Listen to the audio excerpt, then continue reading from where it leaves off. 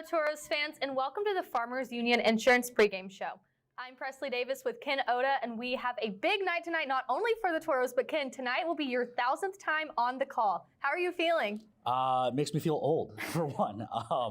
But yeah, I'm excited. Obviously, like we talked about during the week, I didn't ever think I'd be doing this long into my life. So yeah, pretty special. I'm excited to have my wife and kids here as well. They don't come to a lot of games anymore with Hannah being so little, but yeah, excited to have the whole family here. Super excited for tonight's game. But before we get into that, the Toros are coming off a split weekend against the North Iowa Bulls. Ken, what were your takeaways from last weekend? I thought the Toros played well in the game. They got the win, the 5-1 win. It was weird how similar the games were just with the teams flipped. But that's why they've been battling right next to each other in the standings all season long, right? So a frustrating loss on Saturday to North Iowa, but hopefully the Toros can find some more consistency. They need it down the stretch here. Well, back to tonight's game, the Toros are facing the Minnesota Mallards. Let's take a look back at the last time these two teams faced off. The Mallards struck first thanks to Cohen Honing opening the scoring for them with an assist from Ty Gordon. But then Luca Ori came in clutch for the Toros with under 10 minutes to go in the first to tie it up. Briggs Connaught and Dom Pajkic both picked up points for those assists. And then the Mallards would retake the lead as the first came to an end and went into the first intermission up 2-1. Then the second period, Joachim Prusek started it off with what was a big second period back in Watford City. And then Lucas Reen gave the Toros their first lead of the game. And then less than a minute later, Dom Pajkic added to that Toros lead. And then Vova Namenko got a power play goal to put the Toros up by 3. Then 3 minutes left in the game, Ivan Sidorov topped it off with a goal and a scoreless third period. The Toros walked away with a big win that Saturday night. Yeah, Ivan Sidorov was really coming on strong. It's a shame he'll probably be out for the rest of the year with the injury last weekend. That also part of why the Toros struggled to come back on Saturday. Lots of injuries. We'll talk about that more later in the show. Yes. Well, now let's get to our updated Noodles numbers brought to you by Noodles & Co. of Minot. Head-to-head, the Toros are 4-2 over the Mallards. Goals game, Toros are sitting at 3, Mallards below that. Goals against, you'll see a big difference there as well. Power play is where you're going to see that big difference, and hopefully we'll see that kind of come into play tonight. And then penalty kill, about a 2% difference there. Penalty minutes not too far off, 782 for the Toros, 766 for the Mallards. Yeah, Toros and Mallards both penalized about the same. Less than a 20-minute difference this far into the season is really not much of a difference at all. Penalty kill for both teams has struggled, both in the bottom 5 of the league. That power play for the Toros should be the difference. Hopefully for the Toros tonight it is. All right, fans, well, now it's time for you to join the game and open your Toros mobile app for chance to win prizes throughout tonight's game. The first one we have is the 4Bear Sportsbook over-unders. First one we'll have is the total Toros goals set at 3.5. I'm going to take the over on tonight. Yeah, I'm going to take the over as well, despite the Toros only having 10 healthy forwards. I'm expecting to see this group get going. We also saw goals by defensemen against this Mallards team this year, so hopefully some of those 9 defensemen that'll be in the lineup tonight will be able to chip in from the back end. The next one is going to be the total lead changes set at 1.5. I'm going to take the under tonight. We saw this team seesaw a little bit out in Watford City, both weekends really, but I'm going to take the under here as well. I'm hoping for the Toros come out and take control of this one early and don't give it back. And then finally we have total Toros shot differential set at +5.5. You know, I was going back and forth on this one. I'm still not 100%, but I'm going to go over, but just slightly.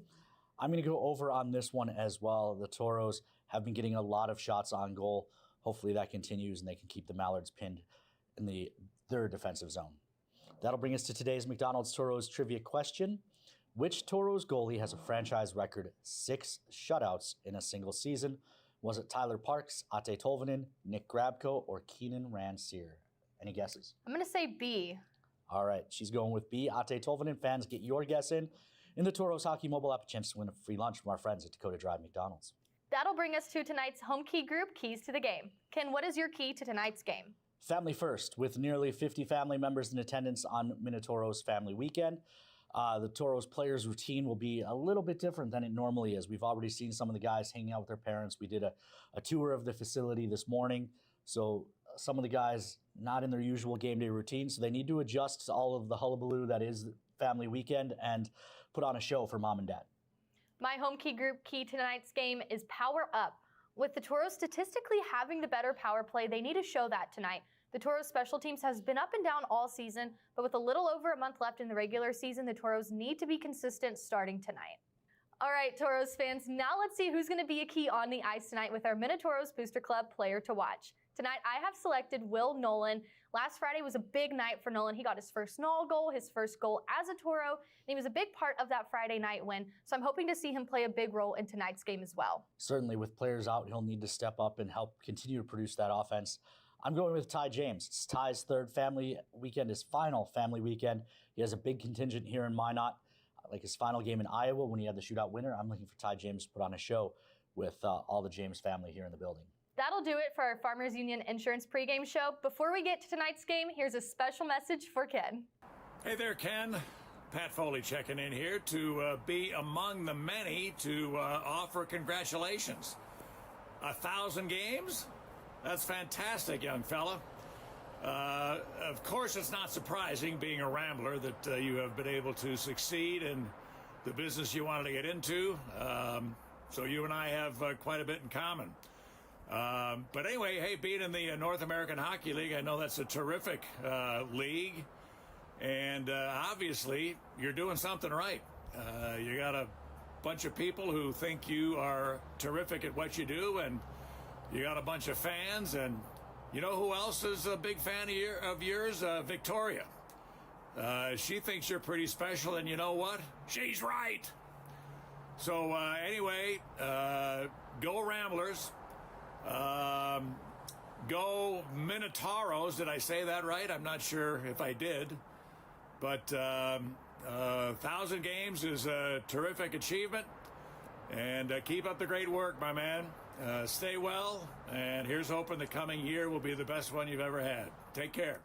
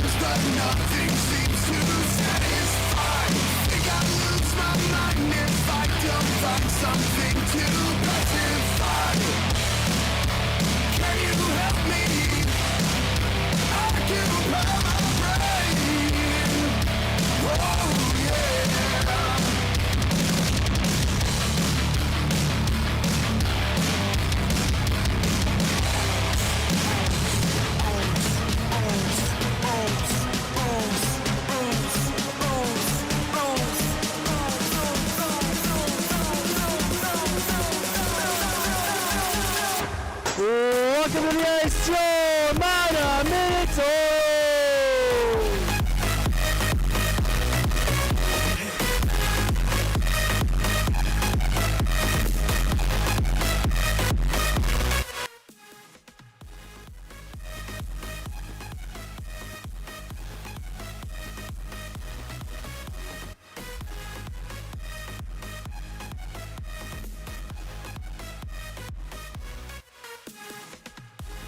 Now it's time to meet your SRT Communications starting lineup. On the fence from Moldavoslav, Czechia, number 5, Jakub Brusek.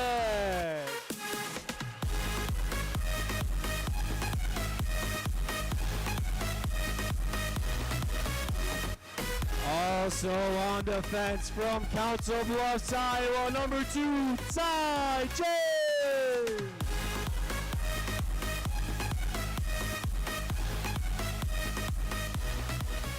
At left wing from Pittsburgh, Pennsylvania, number 19, Dane Ramirez.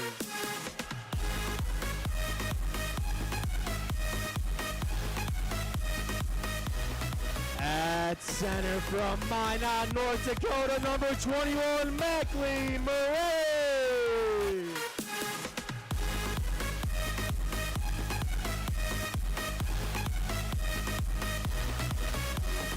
At right wing from Denver, Colorado, number 10, Will Bowen.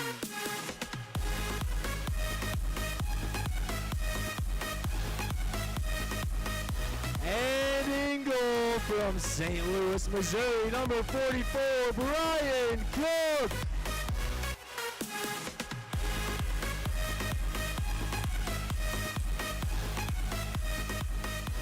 Your Toros are led by head coach Cody Campbell. He's assisted by Tyler Ebner and Mike Meredith. Fans, at this time, we ask that you rise as you are able and remove all headgear as the Minot Air Force Base Honor Guard presents our nation's colors. Please remain standing until the colors are retired.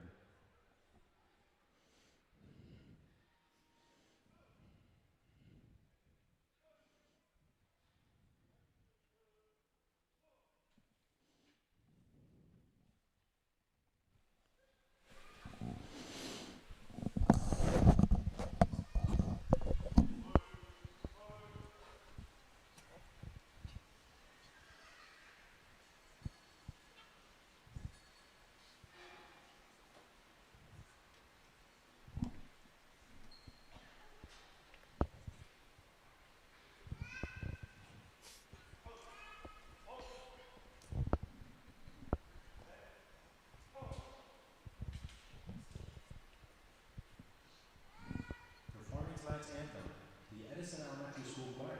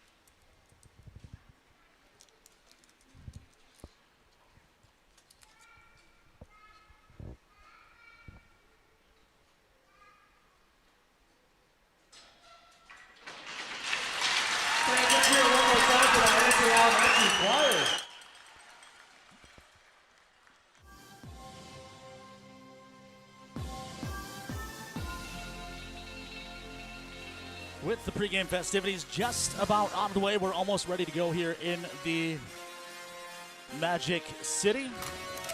Take a look at tonight's SRT starting lines.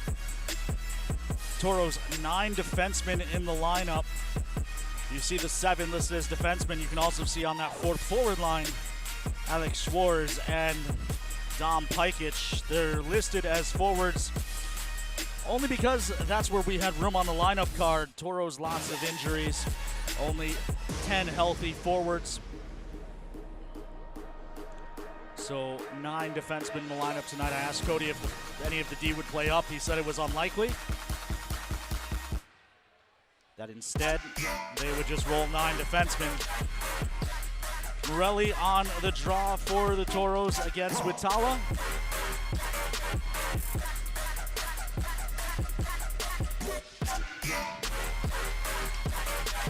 And here we go, Toros in the gold Magic City alternates, cardinal red buckets and gloves, black breezers. Ty James controls, hands to Morelli. Morelli to the near side and Ramirez. Ramirez collides with Watson. The puck rolls to the corner. They'll dig in that near side corner along the boards. Eventually dug out by the Mallards, dumped in, and Cook will glove it and hold. For our first whistle of the night, it comes 32 seconds into tonight's contest. Draw will be to the right of Cook.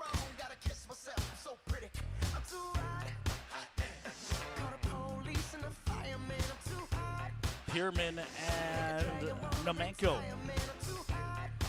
on the draw. One back by the Mallards, but it got by Murphy at the point. Ori pursues, but it's Murphy who gathers. Leaves on the near side, cannot pressures, frees that puck up. Namenko around behind the net, couldn't wrap it. Still tries to jam it, that didn't go. Namenko turning in that far corner, gets help from Ori. Ori, who was out of the lineup last weekend, returns just in time. As I mentioned, the Toros down several forwards. Namenko has Connaught going backside, but good defense there by Christman. Bouncing puck, walled off. Ori. They continue to poke along the wall. They come across to the near side. Long shot by Stewart. Save made through traffic by Troy Wright, the AP goaltender for the Mallards. Puck caroms out to neutral. Stewart hands to the near side. Connaught gives back to Stewart. Spins to the middle. Broken up. Flicked ahead on the far side. Berg tried to dump it deep, but it's taken over by Spadaro. He'll ring it to the near side, and Stewart jams it back to the far wall, and Nichols comes back to the near side. Stewart up ice for Connaught. Connaught from the red line mishandles. That allows the Mallards to take over. Stricker dumps it in. Far side. Foils comes back to the near. Connaught boots it and then delivers a big hit right at the red line on Makozak.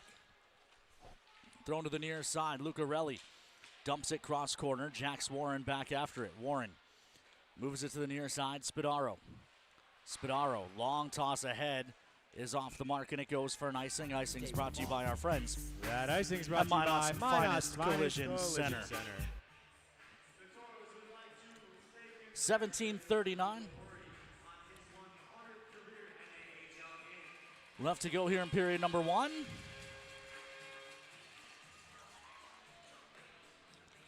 Draw to the left of Cook. Congrats to Luca Ori in NAHL game 100 for him.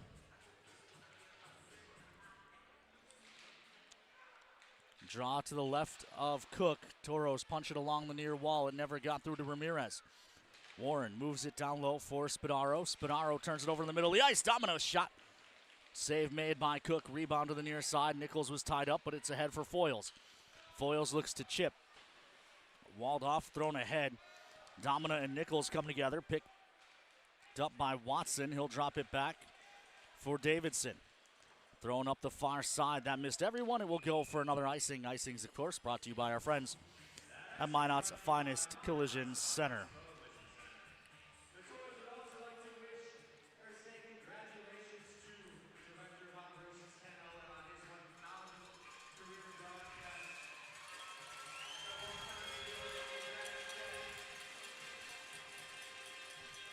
Draw to the right of Wright. Pajkic with a shot. That deflects to the far corner. They dig along that far side wall. Puck pop back to the blue line. Nolan keeps it there. Morelli leaves off far side for Nolan. Nolan tries to jam it behind the net. It didn't connect with Morelli. Ramirez there as well. They try to fight and win it back. They do. Fortunately, it's taken back by Davidson. He turns it over in the middle of the ice. Backhand try for Nolan doesn't go. First appearance as that goes up and out of play into the bench. First appearance of the season for Troy Wright.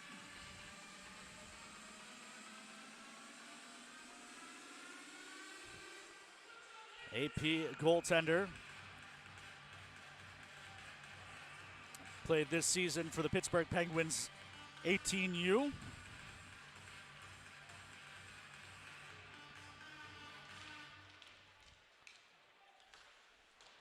In 18U AAA play a 930 save percentage, and NEPAC 18U play an 874.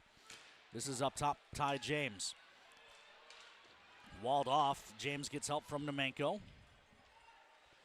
Puck down low, shuffled to the near side, taken back by Ori, trying to get it to the point. Ori leaves for Schwarz. Schwarz hands down the wall, Nemenko looking to the middle, he wanted Connaught, it didn't connect. Ty James activates from the blue line, hands off. Up top for Schwarz. Schwarz, long shot that sails wide. Rebound to the far side. Connaught. Connaught and Nemenko couldn't control. It's forced out to neutral with Tala. Stepped into, puck jammed ahead. Near side, Berg. Berg throws it deep into the zone.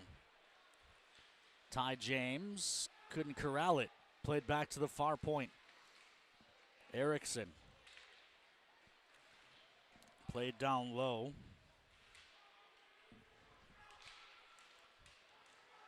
They still control. Back up top.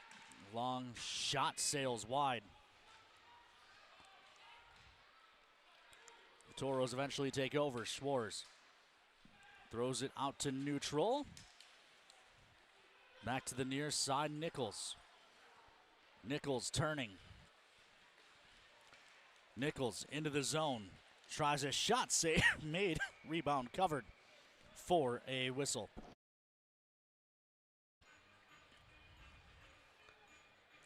.899 seconds left to go here in period number 1. Still no score. Shots 5-2 in favor of the Toros as we get another look at that last chance. Foils on the draw against Lucarelli. Toros control. Rien's shot blocked to the corner. Toros corral it. Mishandled by Rien. Now Nichols with a shot blockered away by Wright. They dig on the near side wall. It carries out to neutral to be dumped back in by Rien.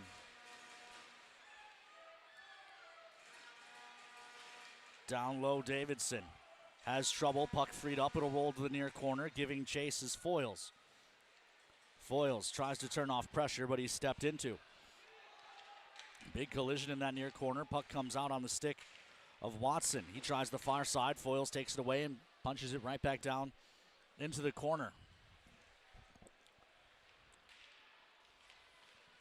Kept at the far point. Ty James plays down the wall. Nolan looking to the middle. He wanted Morelli. It didn't connect. Lucarelli plays it out to neutral. Bouncing puck. Chopped back out to neutral by Ty James. Poked away from Davidson, and it's an offside play for a whistle. 13:51 to go here in the opening stanza. Shot 6-2 in favor of the Toros, but there's still no score.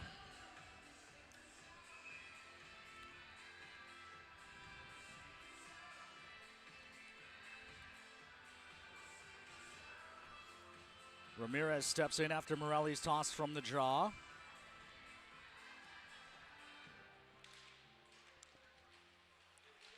Hacked ahead by Nolan, but it's onto the stick of Christman. He dumps it in. It'll ring to the far side. Punched behind the net. Players come together. Eventually dug out by Morelli. He'll start the Toros up the near side. Pass across to the far. Doesn't connect with Nolan. It's taken over by Murphy. Murphy throws it into the Toro zone. Spadaro keeps it away from Domina and got hit hard. That will draw a call from tonight's referee. Toros will go to the First Western Bank power play as Matt Valerio makes the call.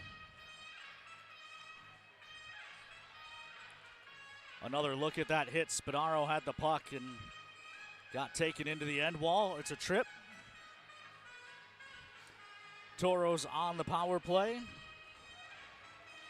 14th in the league. 22.56%. Mallards dead last in the league on the kill. 70.56%. Toros into the zone. It's Ty James. James squeezes through a check. Tries to throw it to the front. It's broken up. Squirts free. Prusek. Up top for Ori. Ori long shot. Gloved and held by Wright.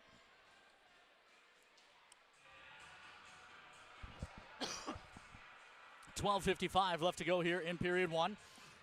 94 ticks to talk here on the First Western Bank power play for the Toros.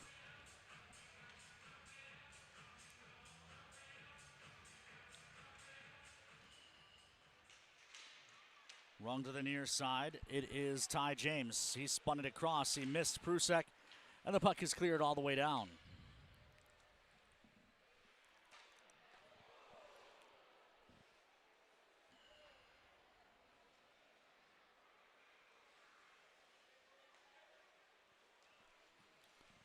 This is Prusek. Rings it to the far side, Ramirez.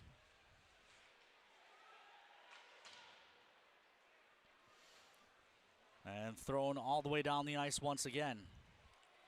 57 seconds left to go on the First Western Bank power play. Stewart hands to Morelli. Morelli chips it in. It'll ring to...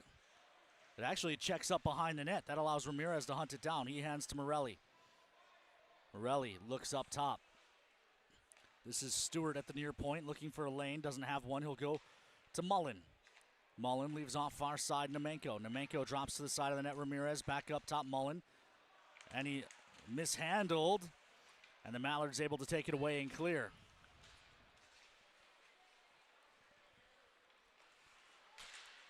In neutral. Stewart jumps into the play. Hands to Morelli. Morelli looks up top for Mullen. To the middle.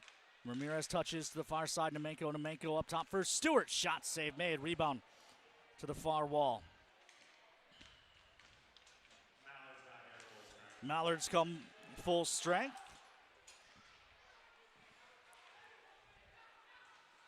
Thrown to the near side. Stewart throws it deep. Right. Plays to the far side. Mishandled. Ramirez couldn't find it either, though.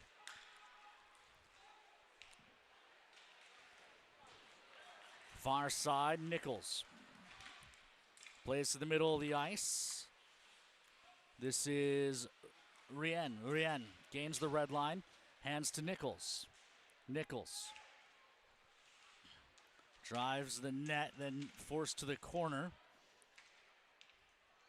3 Toros down there. Habla ends up with the puck. Habla trying to work back up the wall, has it taken away. Throwing far side.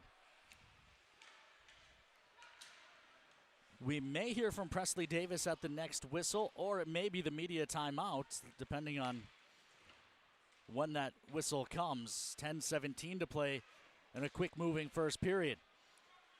Rien up the near side. Tries to hand to Nemenko. Nemenko looking across. That's off the mark. Pajkic finds it.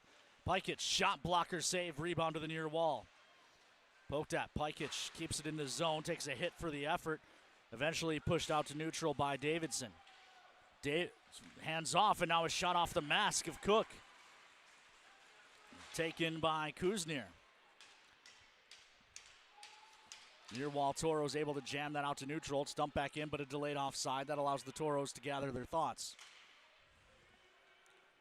Toros touch this into the zone. Last whistle, I believe, was the penalty call. As that's thrown in, it'll be played by Wright.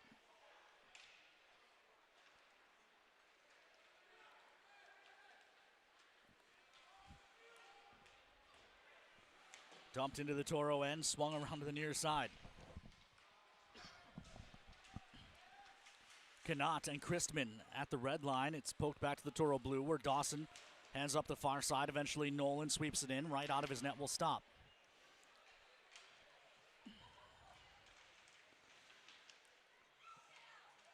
This is whistled to be a hand pass, so we have a whistle, I believe. That will be the media timeout. Yes, it is. So we will turn it over to the PA. It's time for tonight's Northern Century Salute. All right, fans, it's time for tonight's Northern Century Salute. From the 5th Force Support Squadron, A1C Will DeVera. A1C DeVera is a force management technician who manages more than 6,000 employee records, ensuring each one is accurate and up to date. He also trains staff members from 19 commander support staff teams on how to correctly update job information and performance reports, helping improve the accuracy of promotion and personnel records across Minot Air Force Base. Fans, let's hear it one more time for Airman First Class Will DeVera. Big thank you, of course, to all who serve, especially with recent developments. But a big special thank you to those who serve here at Minot Air Force Base.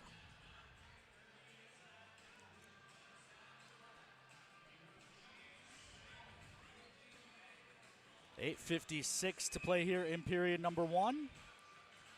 Morelli on the draw against Spino. Morelli wins it back. Dumped into the far corner. Murphy's back on it first. Eventually thrown down, and Cook will cover. Let's send it down to ice level. Presley Davis has an update for us. Press. Thanks, Ken. Before the game, I spoke with Coach Ebner about how practice was this week and how it prepared them for this weekend series. And he said they were executing their plays a lot better than they have been, and that he's really excited to see how they turn that out onto the ice and just how their confidence is going to be after a really good week of practice. Back to you, Ken. Thank you, Presley. Quick shot off the draw goes wide. It'll be picked up by Ramirez. Thrown ahead. Of course, practice, so that was tipped on the way. No, it wasn't tipped, so it goes for an icing. Icing is brought to you by our friends at Minot's Finest Collision Center. Taking a look at the Toros goaltender, it is Brian Cook. Cook, 12-6-1 on the season, a .907 save percentage, and a .2944 goals against average. 8.5 to play here in period 1. Near side, Gordon sends that up ice. Good job by Mullen to break it up. Touched into the zone by Davin Nichols. Gordon plays back to the far side. Murphy carries around to the near. Looks up ice. He has Watala. Watala drag move. Shot goes wide. And now Stewart's going to get called. He took Gordon down off the puck. And the Toros will go to the Papa John's PK. 8:04 left to go here in period 1. The power play for the Mallards, 30th in the 34-team league. Only 14.91%, but the Toro kill, 31st in the North American League, 72.63%. Mallards will put the draw to the right of Cook.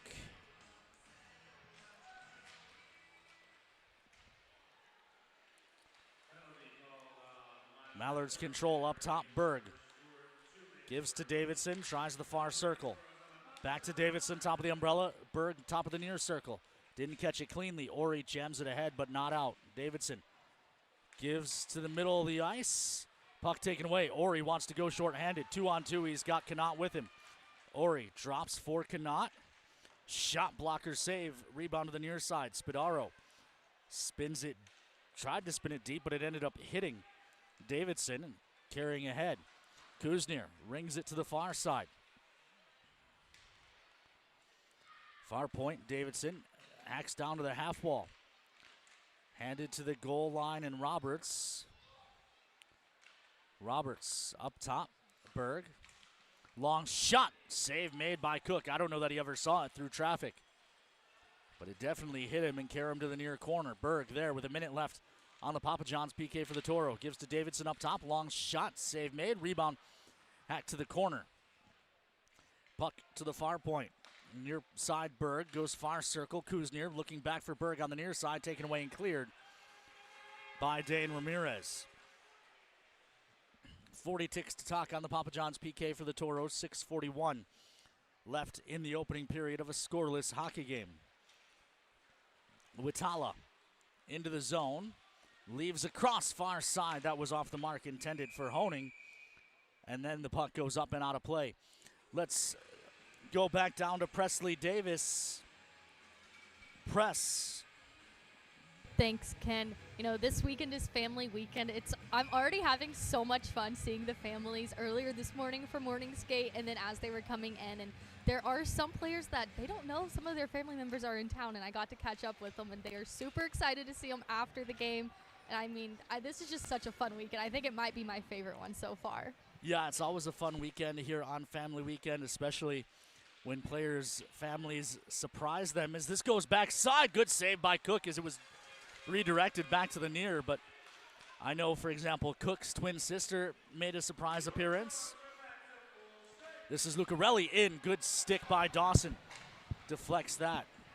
Yeah, I spoke with his sister before the game, and she doesn't think he saw her during warm-up. So post-game is going to be super special for those two. Yeah, Cody Campbell might hope that Cook doesn't see her at all during this one. He's certainly locked in right now. Stewart carries ahead for the Toros. Shot fought off by the goaltender, right. Yeah, I love when I get those RSVPs from the families that say, we're not telling our son we're coming, or he knows mom and dad are coming, but he doesn't know about grandma or grandpa. So always fun when there's that extra element of surprise here on Family Weekend. Toros working in the offensive zone. Diving poke by Nemenko, but he couldn't get it towards the net. 5:10 left to go. This is Prusek, walks in, backside. The pass was deflected and almost caromed in off the defender as we hit 5 minutes to play here in the period. Prusek tries to send it into the zone for Morelli. It does connect, but Morelli met by a pair of ducks. Puck to the near side. Carried ahead. I believe 23 is Erickson. He's supposed to wear number 19, but didn't bring a jersey. That is a shot that deflects.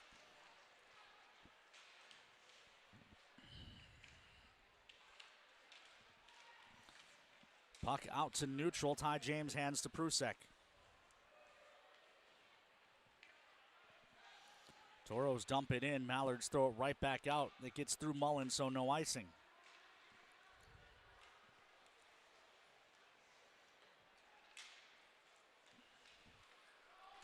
Puck thrown down the ice. This will go for an icing. Icing's brought to you by our friends at Minot's Finest Collision Center. Here's a look at that chance for Prusek. He tried to go backside. The no-look pass got blocked.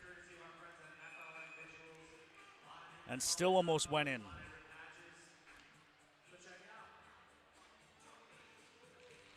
Draw to the right of Cook. Controlled by the Toros. Davidson back on it.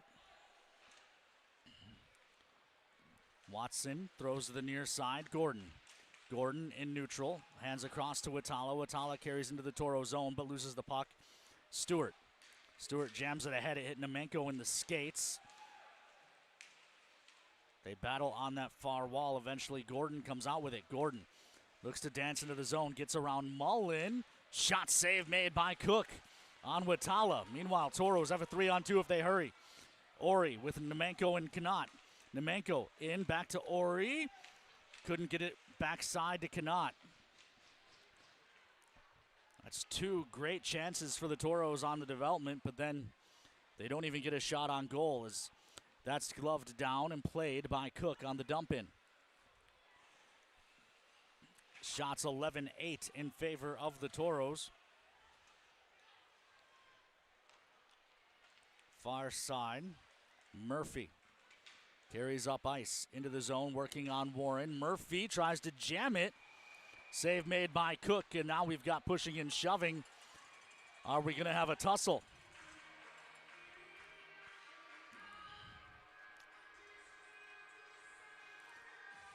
Looks like this will all go unpunished. Boys will be boys rule in effect. Draw will be to the right side of Cook.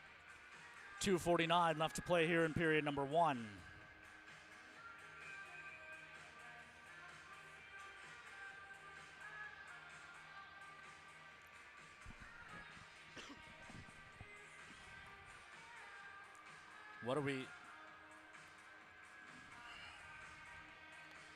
What's the delay here?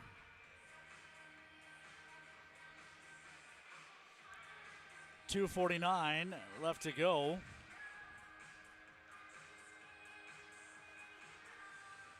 It'll be Nichols taking the draw now. After Foyles was tossed, Mallards control. Long shot blocked out front by Nichols. Nichols pushes play up the far side, tries to cut to the middle. Couldn't get his stick free, it's chipped ahead. Ty James has his stick taken away.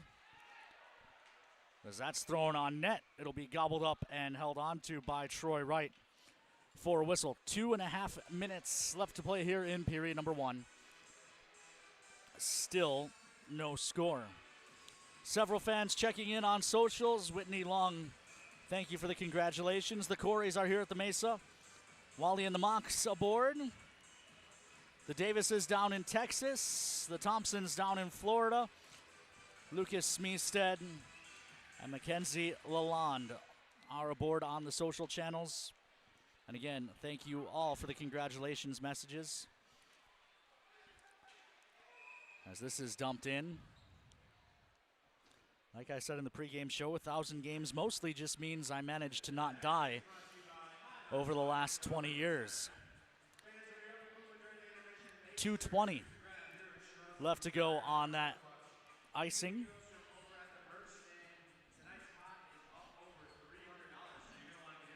Draw to the right of Wright.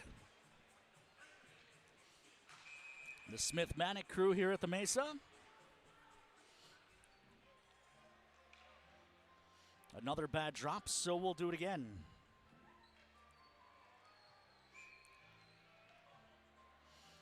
Connaught wins the draw back. Stewart across. Mullen with a long shot. Save made, and the rebound gobbled up before any harm can come. 2:15 left to go here in period 1. Still no score.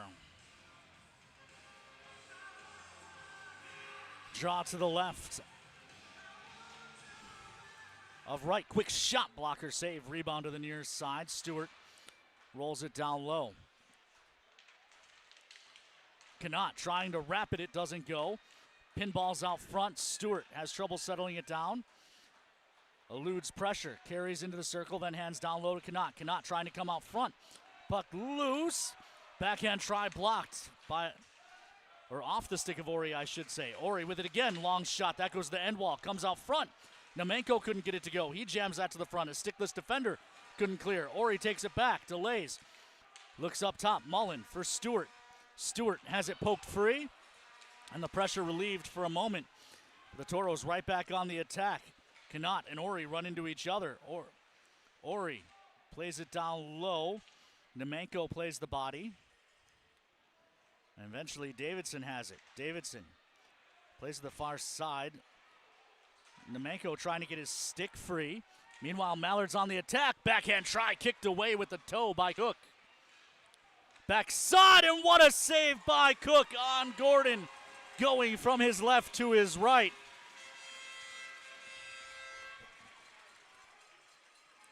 Let's clip that one for plays of the week. My goodness. Another look at Cook. 66 ticks to talk as we get another look thanks to our friends at Mackenzie Health. First, the toe save, and then this puck to the backside, and Ty Gordon couldn't solve the Toros goaltender. Gordon, 11 goals on the season. Up top. Pass takes Watson out to neutral. Final minute of play brought to you by our friends at Northern Plains Equipment as this is dumped in. Near side. Thrown ahead, Gordon couldn't glove down to the stick. Now he does, but Spadaro takes it away. Spadaro gives to Ty James. James up the middle for Morelli. Morelli leaves off far side Nolan. Back to Morelli. Morelli feathers it across. It didn't connect with Ramirez. Ramirez from behind the net. Ramirez trying to spin off pressure. Chops it down low. Morelli frees it up. Morelli bumped down and plays it up the wall. And it's thrown out to neutral. Spadaro and James miscommunicate, but they eventually get it together and keep it away from Gordon. Thrown out to neutral. 10 seconds left in the period. Poked up the wall. Nichols drops it back to Spadaro. Just 3 seconds. He'll retreat behind the safety of the cage. Toros will take a tie game into the locker room. They outshoot the Mallards 14-10. But neither side able to find the back of the net.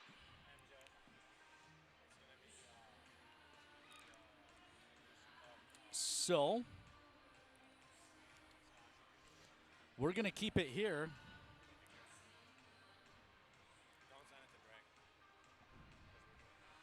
We're going to keep it here for the Minotauros Booster Club scholarship announcements. I believe they'll be coming out. Yep, they're coming out through the tunnel behind the Toro bench. All the Toro players will stay out for this. When it starts, we will turn over to the PA.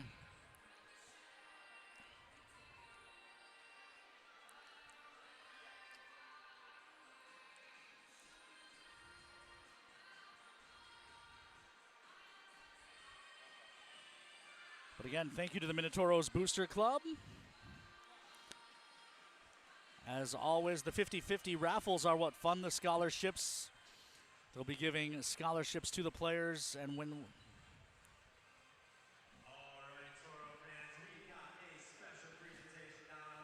Courtesy of our Minotauros Booster Club, they're going to give away some scholarships.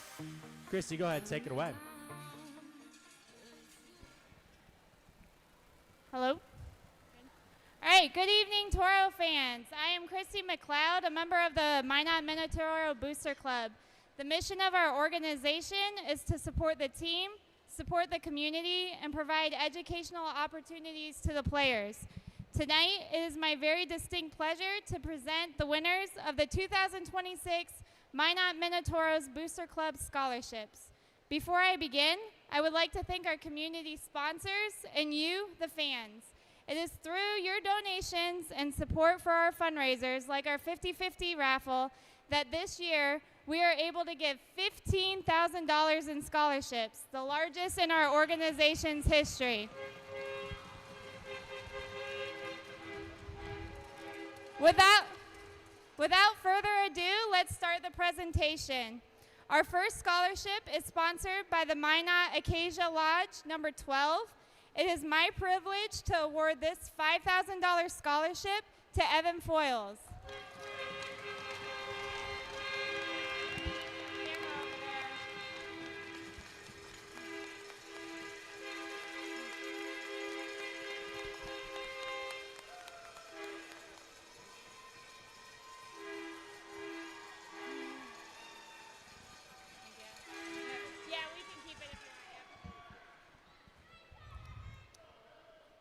All right, our second scholarship of $5,000 goes to Trevor Stewart.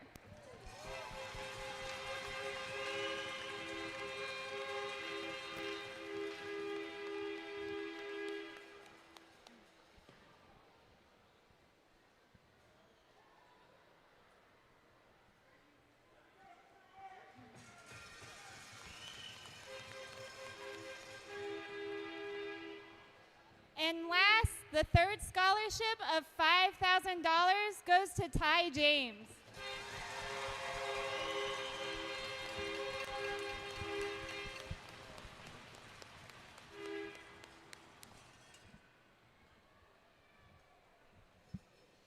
All right, thank you again and congratulations. Thank you again, as always, to the Minotauros Booster Club. And of course, all of our community partners and the fans doing the 50-50, helping raise, as Christy said, the largest scholarships in program history. $15,000, 3 $5,000 scholarships. Foyles, Stewart, and Ty James. The scholarships given out based on an essay writing contest on what being a Toro means to these players, as well as tracking their community service while they are here. So great work by all three players who earned those scholarships as they move on to college after, well, two of them after this season. Foyles may very well be back. Are we going to have are we rolling right into billet? Okay. We'll stay here for billet appreciation as well then.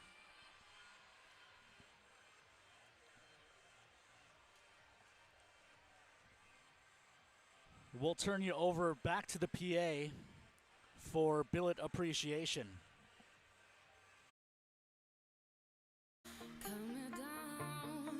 All right, fans, let's keep it rolling right along. Time for tonight's billet appreciation. Fans meet Lucas Rien's billet family, the Brits. Lacey is a security manager for the 741st Missile Squadron, and Sherry is a special education teacher with Minot Public Schools. They returned to Minot 9 years ago when Lacey retired from the military. They billeted for the past 3 seasons, and when asked what their favorite thing about billeting was, they said, "Our favorite thing about billeting is getting to know the players." They will now receive a cookie bouquet from Cookies For You, a Marketplace Foods gift card, and a free car wash from our friends at Magic City Car Wash. Fans, let's hear it one more time for the Brits.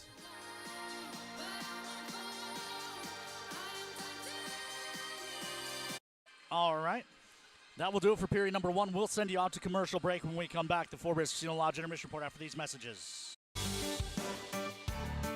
A better smile isn't just about how you look, it's about how you feel. At Prestwich Orthodontics, we believe straight teeth lead to more than confidence. They lead to better health, higher quality of life, and a stronger you. From Invisalign to braces, our care is built around improving your life, not just your smile. Because when you feel good, you live better. Start your journey today at minotbraces.com. We often think of frontiers as pages in a history book, a time gone by. But even in this modern world, there are new frontiers to conquer. Whether you're tending the land to grow a better tomorrow or growing a business for new opportunities, the work you do powers the world. Exploring the frontier means stepping forward, shaping the future for yourself and for those around you. First International Bank and Trust, helping you live first, one step at a time. Lucky for us, life is full of choices, big and small. They define us, make us who we are. And when it comes time for you to choose a car, home, your next big adventure, or start a new business, Farmers Union Insurance has the variety of coverage options to protect each perfect moment. Farmers Union Insurance. Contact your local Farmers Union Insurance agent today. Since 2003, the architects and engineers at Ackerman Esvold have been enhancing everyday life. From response times to commute times, we've helped create critical infrastructure, enhancing highway safety, flood protection, and public education. And we're no stranger to enhancing fun, family outings, and even game time. Ackerman Esvold, working to enhance your everyday life.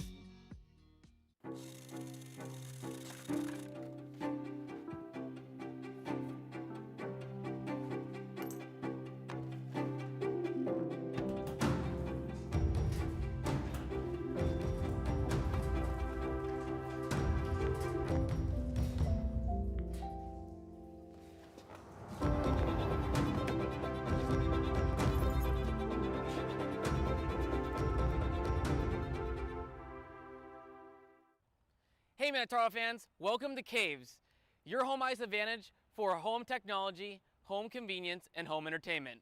From game day on the big screens, to smart home upgrades, to keeping your house secure, plus car audio, and a huge selection of game room gear and accessories, our team sets you up with a winning game plan. Stop by Caves in Minot or visit us at cavesnd.com. With Caves, you will always be in the game. Go Minotauros! At Northwest Tire, we're part of your community, and we want you to be part of our family. We're about more than tires. We're about superior customer service to keep your vehicles and equipment safely rolling down the road.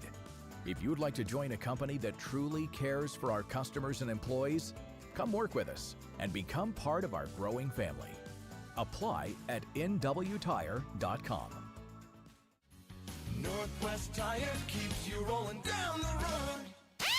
Your plan speaks volumes when you're going to have a drink.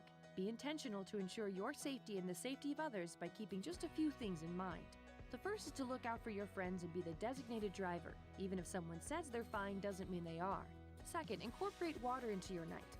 Ordering a glass can encourage your friends to take note. Third, be the person your friends trust and say no to the next round. And fourth, lend a hand when your friends have reached their limit. Your plan speaks volumes. Know your drink. Know your limit. At First Command, our advisors are committed to coaching you towards a financial future worthy of your service. We're dedicated to coaching you from the start of your military career to retirement and beyond, at home or during deployment, for when things get tough and when times are good. Let us show you how we honor what matters most to you. It's time to get started today.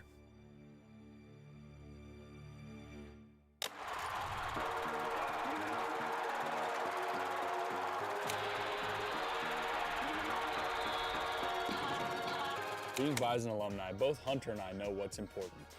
Giving back to our community, supporting others, and always being someone you can depend on. Like First Western always says, you can bank on us. People you know, teammates you trust. First Western, you can bank on us.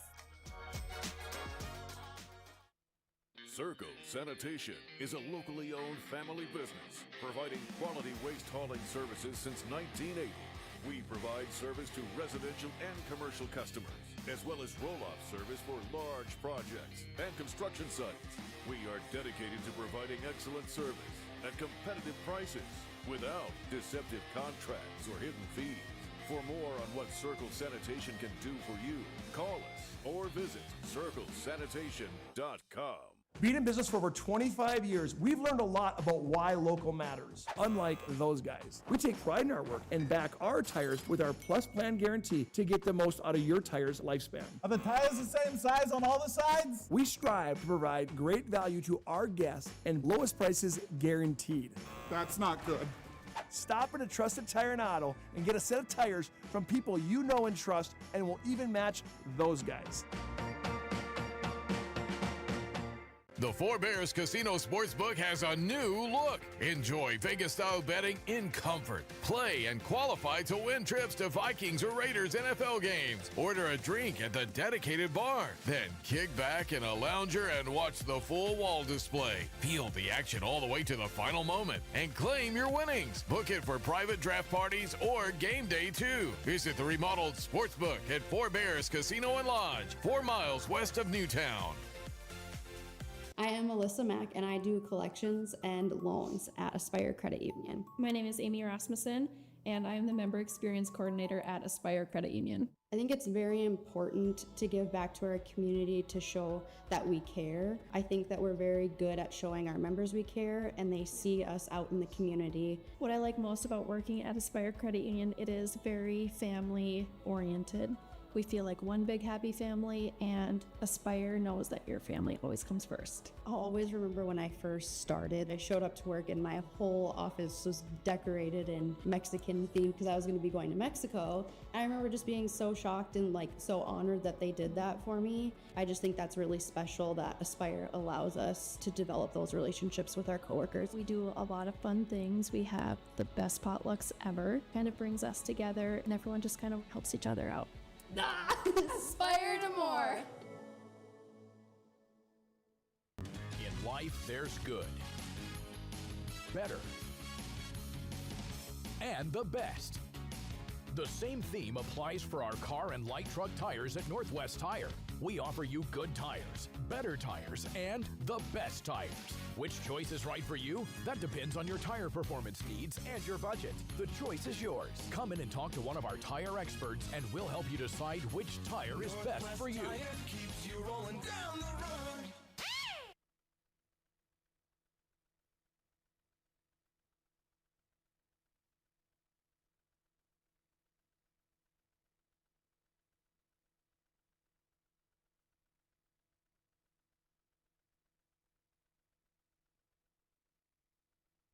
Welcome back inside the Pepsi Rink at Maysa Arena. You've got the Four Bears Casino and Lodge intermission report. Take a look at the out-of-town scores. Not a lot to recap here. Still no score. Shots were 14-10 in favor of the Toros through one period. We've got final from out east, the Northeast Generals 4-0 over the Rochester Junior Americans. The Maryland Black Bears leading Philadelphia 4-3 with a minute to play. Elmira 5-3 over New Jersey, late third. Just gone final, New Hampshire 4-3 over Maine. Danbury and Johnstown are even at aces through two. Mid-second in Corpus, Warriors and Ice Rays are deuces. 13 minutes to play in period two in Shreveport. The Odessa Jackalopes have a 3-1 lead on the Mudbugs. Austin and Aberdeen, they're tied at 3 aside early second period. Second period in Bismarck, the Bobcats a 3-1 lead on Watertown. El Paso and New Mexico, they're scoreless early second. End of one in Lone Star, the Brahma a 3-0 lead on the Wranglers. Springfield and the Wendigo, they're aces after one.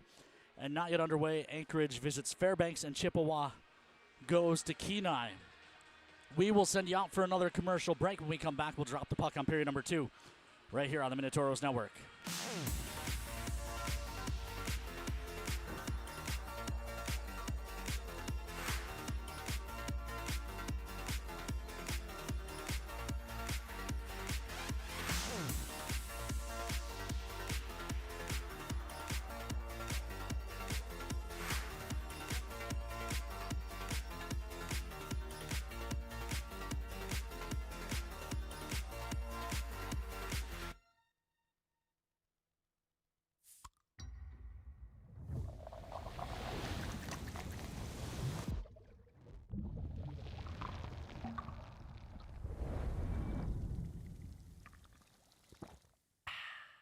All right, Genty, time to learn the option play. Come on, Coach. I know how to run the option. Applebee's new Ultimate Trio. Mix and match 3 apps with 3 sauces, like shrimp, boneless wings, onion rings with sweet chili, blue cheese, and marinara. Or wonton tacos, waffle fries, and riblets with honey mustard, ranch, and honey barbecue. Or brew pub pretzels, mozzarella sticks, and waffles. Coach, how many combinations are there? There's over 80,000. Applebee's new Ultimate Trio. Choose 3 apps and 3 sauces for $14.99. That's eating good in the neighborhood. Our history sets us on our path. From the moment we're born, we begin our walk through life. We learn so we can discover. We find our passion and develop our skills. We build relationships. We start thinking about what we're going to leave behind to those we love. Let our legacy help shape yours. First International Bank and Trust. No matter your place in life, we can help you live first. As far as what Plains Ag has to offer, great pay along with some of the best benefits that I've seen in the job market. The company understands the importance of family and family values. You need to have that time with your children. Plains Ag is 100% family oriented. I love working here, very helpful. There's no problem it feels like we can't solve when we're working together. Go to plainsag.com, fill out the application, and we'll be in touch with you shortly.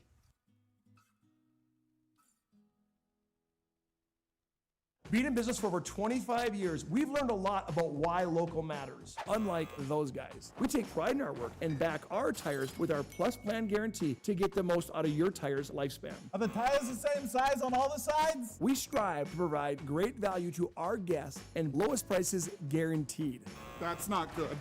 Stop at a trusted tire and auto and get a set of tires from people you know and trust, and will even match those guys.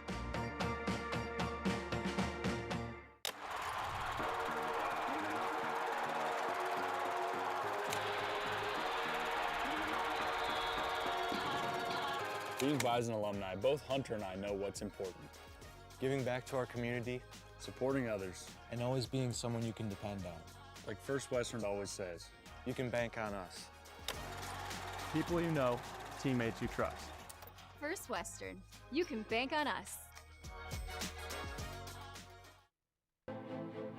At First Command, our advisors are committed to coaching you towards a financial future worthy of your service. We're dedicated to coaching you from the start of your military career to retirement and beyond, at home or during deployment. For when things get tough and when times are good. Let us show you how we honor what matters most to you. It's time to get started today. Welcome back inside the Pepsi Rink at Maysa Arena as we get ready to start period number 2. Toros and Mallards are scoreless here on a Friday night of family weekend. We'll start the period 5-on-5. Both teams 0 for 1 on their respective power plays.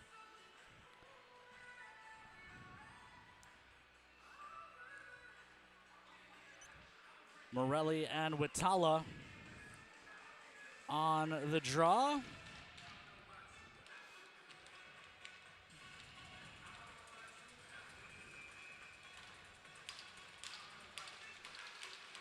Toros now working left to right on your computer screen or smart device. However you are tuned into the Minotauros network, glad to have you aboard. As that is tipped into the Toro end, Prusek back on it. Poked ahead by Nolan, dumped right back in. Cook out of his net will gather this in. Ty James, hands ahead. Morelli over the line, gives to Nolan to the middle and Prusek, and it's taken away. Gordon 2-on-1 as Witala going. Feeds Witala. Cook with the save and the rebound. Hacked to the near wall by Ty James. Up ice, Ramirez, 3-on-2 for the Toros, but Ramirez rolls it into the corner and Nolan peels off to change. Morelli up on the pressure, pokes at it, moves along to the near side. Mullen pinching down, throws it wide of the cage. Rebound to the far side. Berg and Stewart come together. Puck rolled down the ice, and it goes for an icing. Icing is brought to you by our friends at Minot's Finest Collision Center.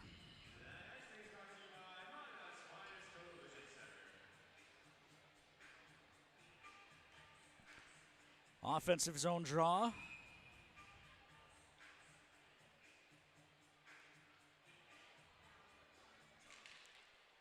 Off the icing, but it's picked up by Gordon, poked at by Stewart. It stays in place somehow. And eventually it's forced down to the Toro end. D to D, this is Mullen, gives back to Stewart. Stewart speeds up ice, got chopped at a couple of times, carries in. Forced to the corner. Gives to Knott, whose shot goes wide. It'll ring to the near side. Mullen keeps it at the point and hacks it down behind the net. Foyles turning, tries to hand to Nemenko. I'm sorry, that was Knott. 17, not 12. Nemenko leaves it. Knott tied up by Murphy. Ori couldn't settle it down. It's picked up instead by Pierman. Pierman ahead to the far side. It'll be dumped in by Christman.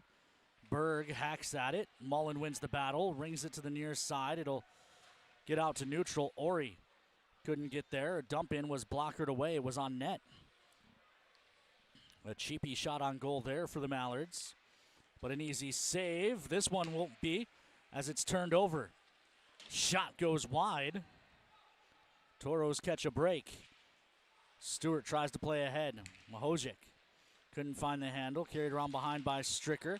Guides it up top. Stricker gets it back. Far circle. His shot's blocked and it pinballs out to neutral.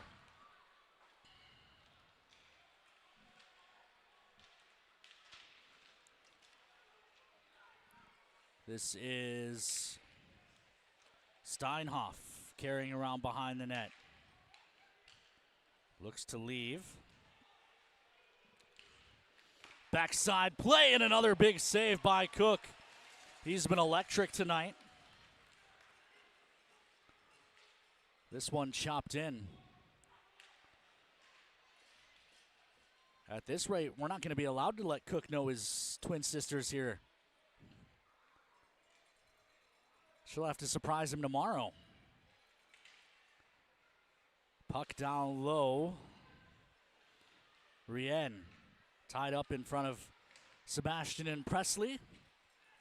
D-to-D for the Toros. This is Warren with a long shot that goes wide.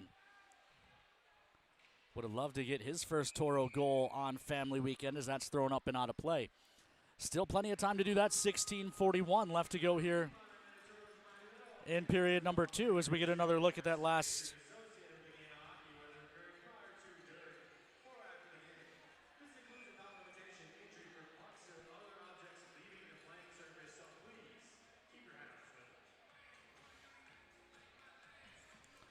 draw to the right of right. Toros control. Long shot. That goes wide. I don't think that ever did find the goaltender. Spadaro pinches. Morelli keeps this. Throws it towards the cage, but it's blocked out front by Davidson. Ramirez trying to walk to the middle. Tries a shot save. Made on the rebound. Gloved by Wright, robbing Nolan. Let's send it down to ice level and Presley Davis press. Thanks, Ken. I spoke with Mike Meredith in between periods, and he said this period they need to stop making that extra pass. They really need to simplify the game, and that's going to be the difference maker tonight. You know, they're getting a little bit ahead of themselves, so kind of calming down and kind of honing it in, and then this period should be a lot better for them if they. To you, Ken. Thank you, Presley. Yeah, Toros had a few great opportunities in period number 1 and tried to make that extra pass. This is Ori feeding Schwarz with a long shot that's gloved and held by Wright.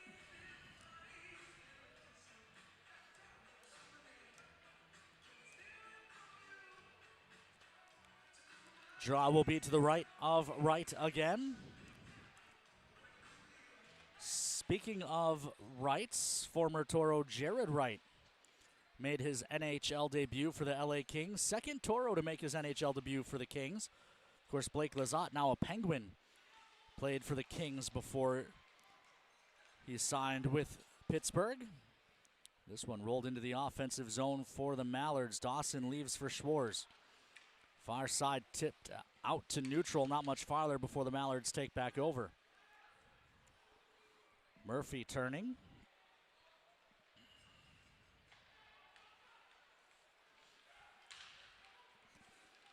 Into the zone comes Chrisman, but it's broken up. Honing down the wall. Toros take it back. Habla carries ahead. Habla works wide into the zone. Tries to put it off the goaltender, but it hits the outside of the cage and starts the Mallards the other way. This is Berg.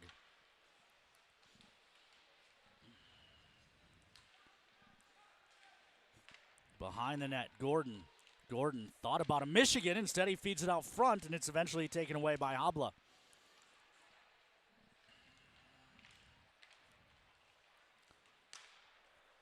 Up ice on the near side. This is Nichols. Across, Habla. Back to the point. Chopped down low. Misses Rien. Davin Nichols. Trouble with Pierman. A pair of 13s coming together. Morelli chops this out of midair. Dumps it right back in. It'll ring. Awkward carom off the Zamdor, and just unable to get it to go was Morelli, who tipped it up and over. Of course, if anyone's going to know how to get a favorable bounce in this building, it's Mason Morelli, Minot High's all-time leading scorer. Puck to the near side.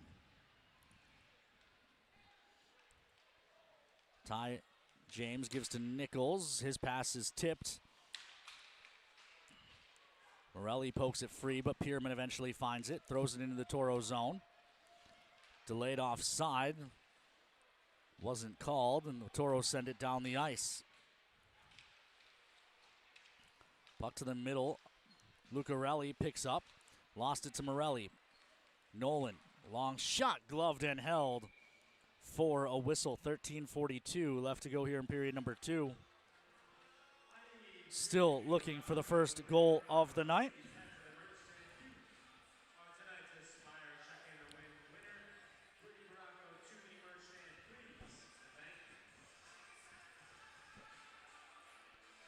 Draw will be to the left of right.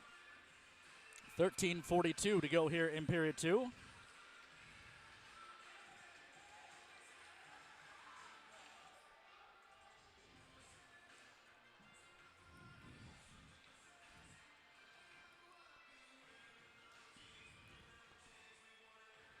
Will eventually drop a puck after they toss Domina. Puck controlled by the Mallards. Far side, chopped up the wall. Cannot finds it, rings it deep for Ori, who's dumped down. Toro's bench wants a call, none coming. Domina has it poked free, but Nemenko couldn't quite hold the blue line. Domina will dump it deep into the Toro zone. Cook out of his net to stop. Spadaro finds it. Moves to the near side. Ori able to force it out to neutral, but not much farther.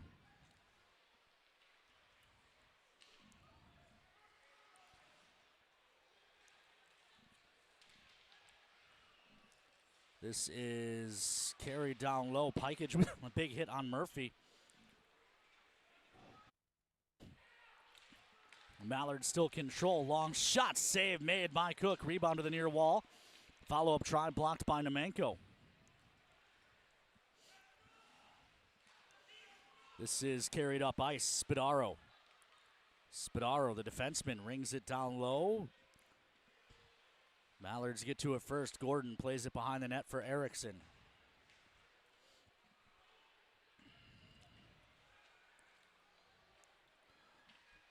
Schwartz banks to the near side. Nichols touches for Foyles. Foyles throws across to the far side. Warren. Warren into the zone. Shot gloved and held for a whistle. 12:10 to go here in period number 2. Still no score. Carbo family checking in from Pee Wee State Hockey down in Bismarck. Sally Foyles is in Wisconsin. Her grandson is in the face-off dot to the right of Troy Wright. Toros control the draw only for a moment. Finding the loose puck is Warren. Swings it down low for Foyles. Foyles feeds Rien. Rien tied up. Foyles couldn't find it. Eventually Berg and the Mallards are out. Berg gains the red line, dumps it to the near corner. Jax Warren ties a man up. Pierman finds it and then fans on the shot. Found by Rien. Dumped into the offensive zone, and it'll be covered hungry hippo style by Troy Wright. 701 seconds left to go here in period number 2. Toros and Mallards still scoreless.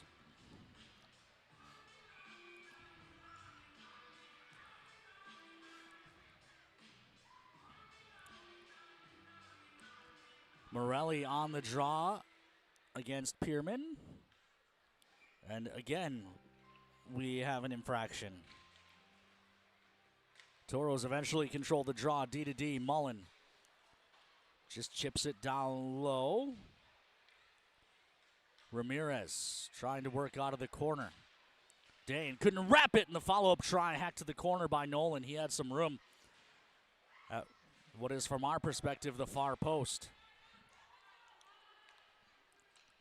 Puck jammed out. Toros control. Up ice. Ramirez kicks to Morelli. Morelli patiently looking for Nolan, who just fanned on the redirect. Nice play for the Toros. A good setup at least. Just couldn't convert. Dumped into the near corner. Morelli pokes at it. Comes together with Pierman. Morelli spins out of the corner with it. Shot short side. Doesn't go. Prusek down the wall for Nolan. Taken away by Pierman. Toros trying to free it up, but Lucarelli finds it. And hands up ice to Stricker. Lucarelli dumps it in. Ty James, stutter step. Looks to bank ahead. It's picked off. Ty James and Mackley Morelli free it back up. This is Ori. Chips it for Ramirez. Ramirez up on the pressure, far side. Ori hacks it back to Nemenko. Nemenko Down the wall, Ori spins off pressure. Ori comes to the near side, Ty James. Shot blocker save, rebound, hacked ahead, not out. Prusek kept it, throws it on net for a redirect. That doesn't go for Ramirez. Up top for Ty James. Shot blocked by traffic, Karams to the far side half wall. Ramirez hacks at it. Kept at the point for a moment by Prusek, but eventually freed up and carried in by Mahojek. Shot off the post and to the far side. Up ice for Ori. Ori drops for Ty James. Gives to the corner in Nemenko. Looking up top, he missed Dawson. And the Toros have to retreat and retrieve. 9.5 to play here in the second. Nemenko.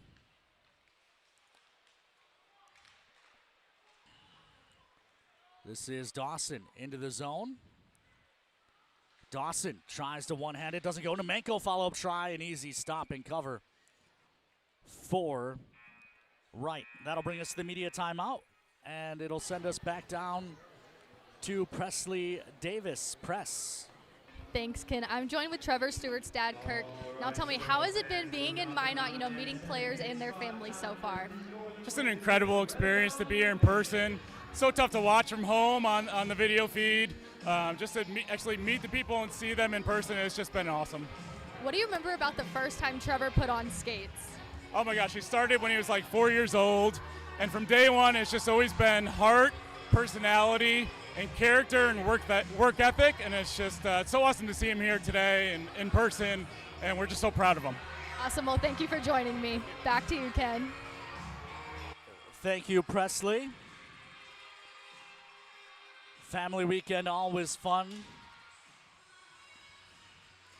Let's take a look at the team leaders for the Toros. While we have some time here, Luka Ori, 33 points.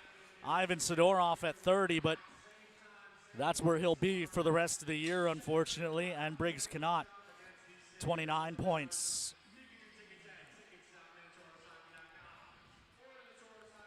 .13 left to play here in period 2. Still looking for the game's first goal.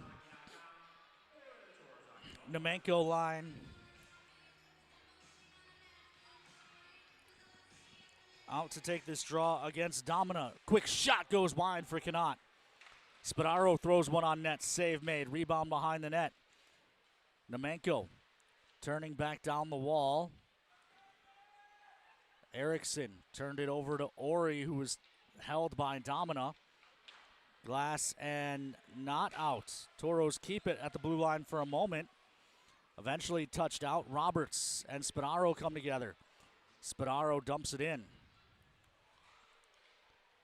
This puck sent all the way down to the Toro blue line. Mullen back up ice. Taking over Erickson. Punts it back into the Toro end. Far side ahead. Cannot into the zone. Drops for Mullen. Poked away from him as he was looking to pull the trigger. Now it's an odd man rush the other way. Gordon with Stewart as the lone man back. Shot save made. Rebound poked at. And the whistle goes. That puck was still free. Toros catch a break. As we get another look.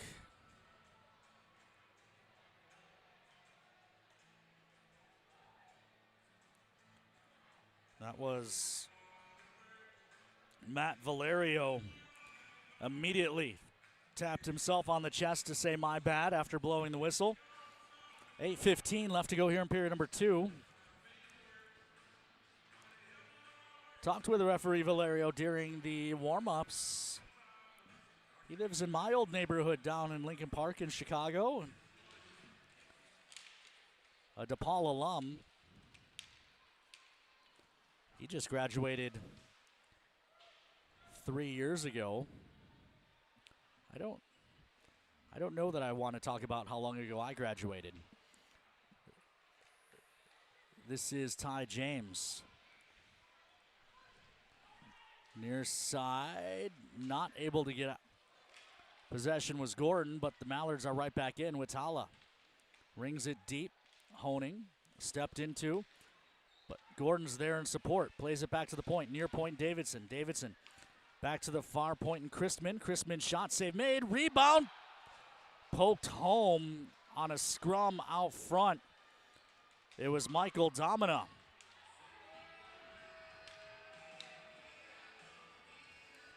Who gives the Mallards the first lead of the night, 7:33 to play here in period number 2 as we get another look for Domina, just his second of the season. It comes on that net mouth scramble.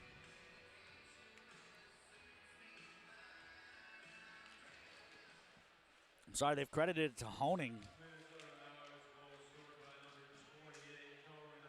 So his 6th of the season.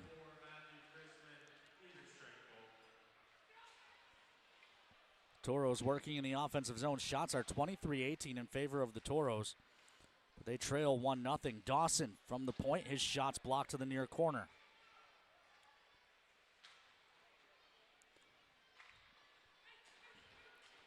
D to D for the Toros. Long shot that sails wide.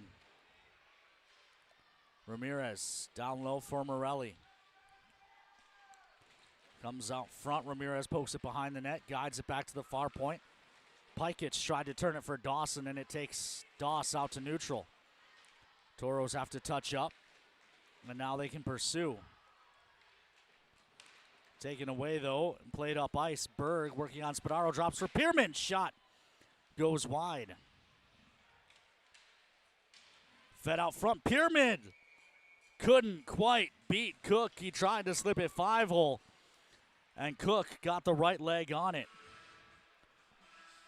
6:28 left to go here in period number 2.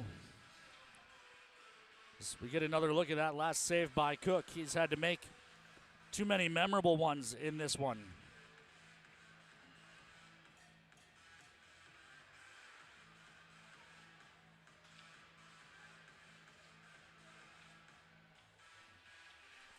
Draw to the right of Cook. In behind the net, Nemenko. It's help from Spadaro. And eventually poked out by Ori. Ori wins a battle along the wall, tries to feed it in front. He didn't connect with Spadaro. Second try, it pinballs. Ori turns around and swings it wide. Stricker stepped into by Spadaro.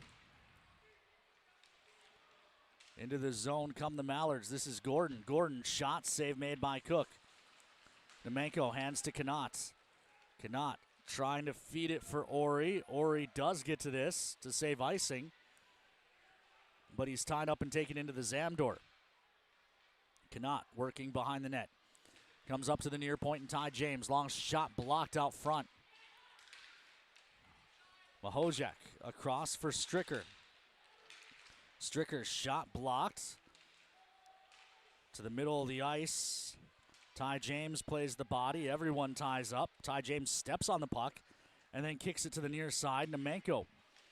One hands it ahead. He's got Knott. Knott in. Shot save made. Rebound to the far side. Knott working behind the net. Finds Foyle. Shot. It's in.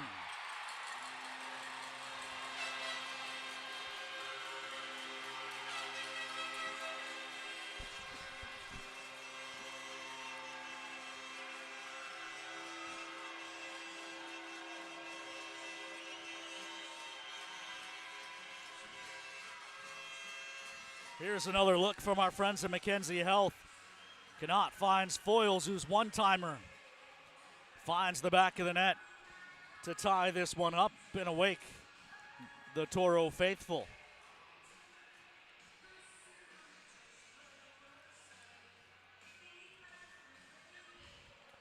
.506 to play here in period 1. Here's the call to goal from Kobe Brawl. Man brings you that Minotauros goal. Scoring his 5th of the season, number 12, Evan Foyles. Assisted by number 17, Briggs Knott. Even strength goal. So Briggs Knott gets .30 on the season with the assist. Big hit by Nichols. Puck to the far side, touched ahead. Taken away by Nichols in his own zone.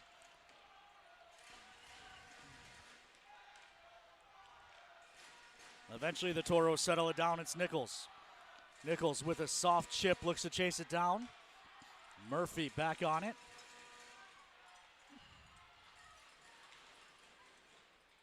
Eventually taken away, Glass, and out for the Mallards.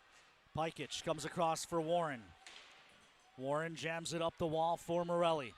Morelli working on Murphy, forced him behind the net. Morelli keeps possession, works a cycle with Nolan. Watala takes it away, but it's taken right back by Ramirez. Ramirez spun off the puck by a pair of Mallards.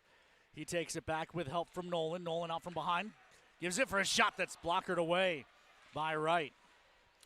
3-4-5, the clock counting up as it counts down. This is Morelli trying to stuff it from behind the net. First save made, second puck picked up by Hoeing and dumped in. Gordon and Pikich come together. Puck moved behind the cage. Morelli hands off for Jax Warren.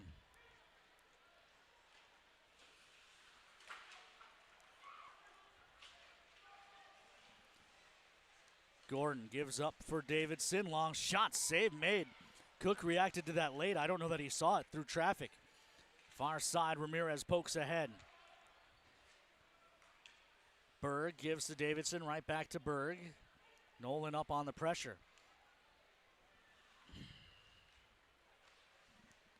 This is Pierman. Shot, gloved and held by Cook.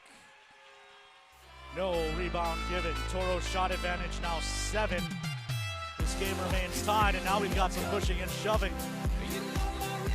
Ty James tied up with Wes Berg.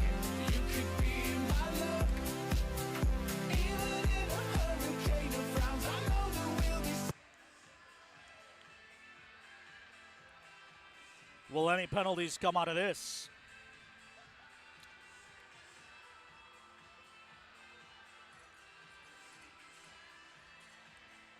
They are going to take Ty James. They are going to take Wes Berg.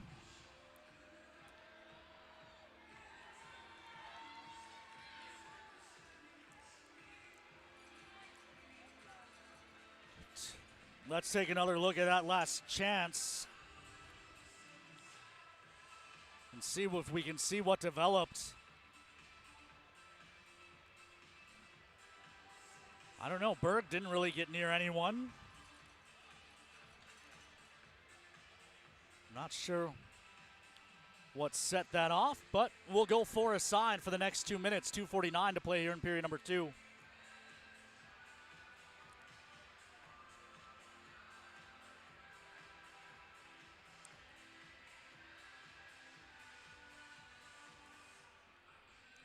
Morelli on the draw for the Toros. Prusek plays it behind the net. Spadaro. Spadaro rolls it into the offensive zone. He's met by a trio. All 4 Mallards are down in that corner against 2 Toros. If the Toros can win the battle, they've got numbers out front, but the Mallards eventually take it away. It's Watala. Watala trying to dance it around Spadaro. Backhand try, fought off. Rebound hacked behind the net. Honing pins, but the Toros come out with it. Ramirez and Morelli. Crisscross at the blue line. Ramirez drops for Morelli, who cuts to the middle. Pierman gives Morelli space. Can he wrap it? He cannot quite turn his hands over as he was coming around behind the net. Big hit by Dawson on the near side against Gordon. But Gordon was able to drop that puck back into his zone. Murphy looking to cut to the middle, poked free. Gathered up by Ori. Far side, Connaught. Connaught looks across. Stewart shot gobbled up by Wright. 48 seconds left to go. Here in period number 2, let's get another look at that last scrum that led to the penalties. Again, not sure what happened between Berg and James.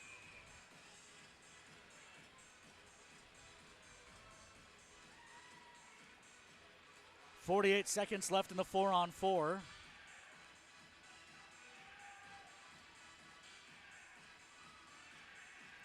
Ori on the draw. Erickson plays behind the net. Held there by Davidson. He'll come out. Mahojek on the near side. Into the zone. Puts it to the middle. Tip somehow kept out by Cook. Big, deep breath from all three coaches behind the Toro bench after Cook keeps that out of the cage. Ori, the stick handle at the line, puts Stewart in offside, and the whistle goes. 18 seconds left in the 4-on-4.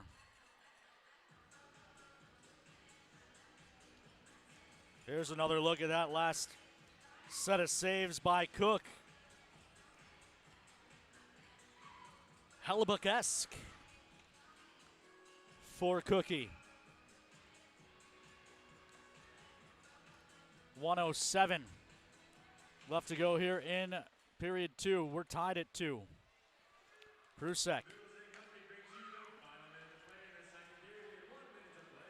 Final minute of play of period 2, brought to you by our friends at Northern Plains Equipment. This is Prusek firing it down low.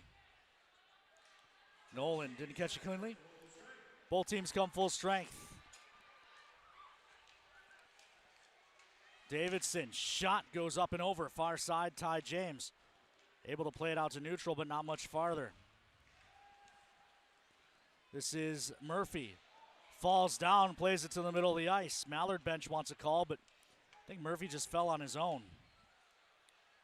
Spadaro around to the near side, and Prusek. Nolan has that pop up and out of play for a whistle.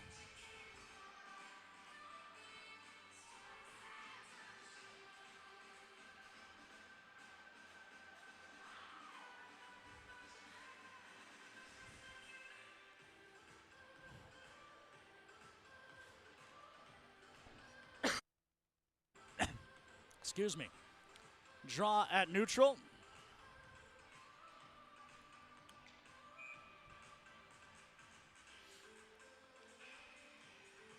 Morelli and Watala. Morelli wins it back. James swoops in. 3-on-2. Ty James feeds it to the middle. It was blocked off and it ends up behind the net. Ty James gets it back. Falling on his backhand. He couldn't get that towards the cage. Hacked ahead, just 5 seconds left in the period. Toros take it back. Morelli has it stuck in the snow, throws it wide of the cage. The horn will sound to end the period. 40 minutes in the books. We're tied at 1 aside. Goals from Honing and Foyles.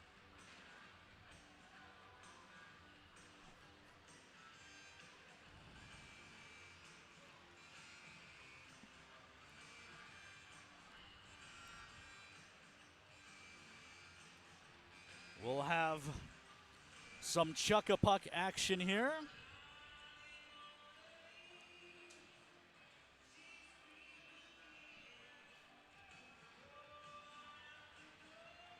We'll also have an interview down at ice level.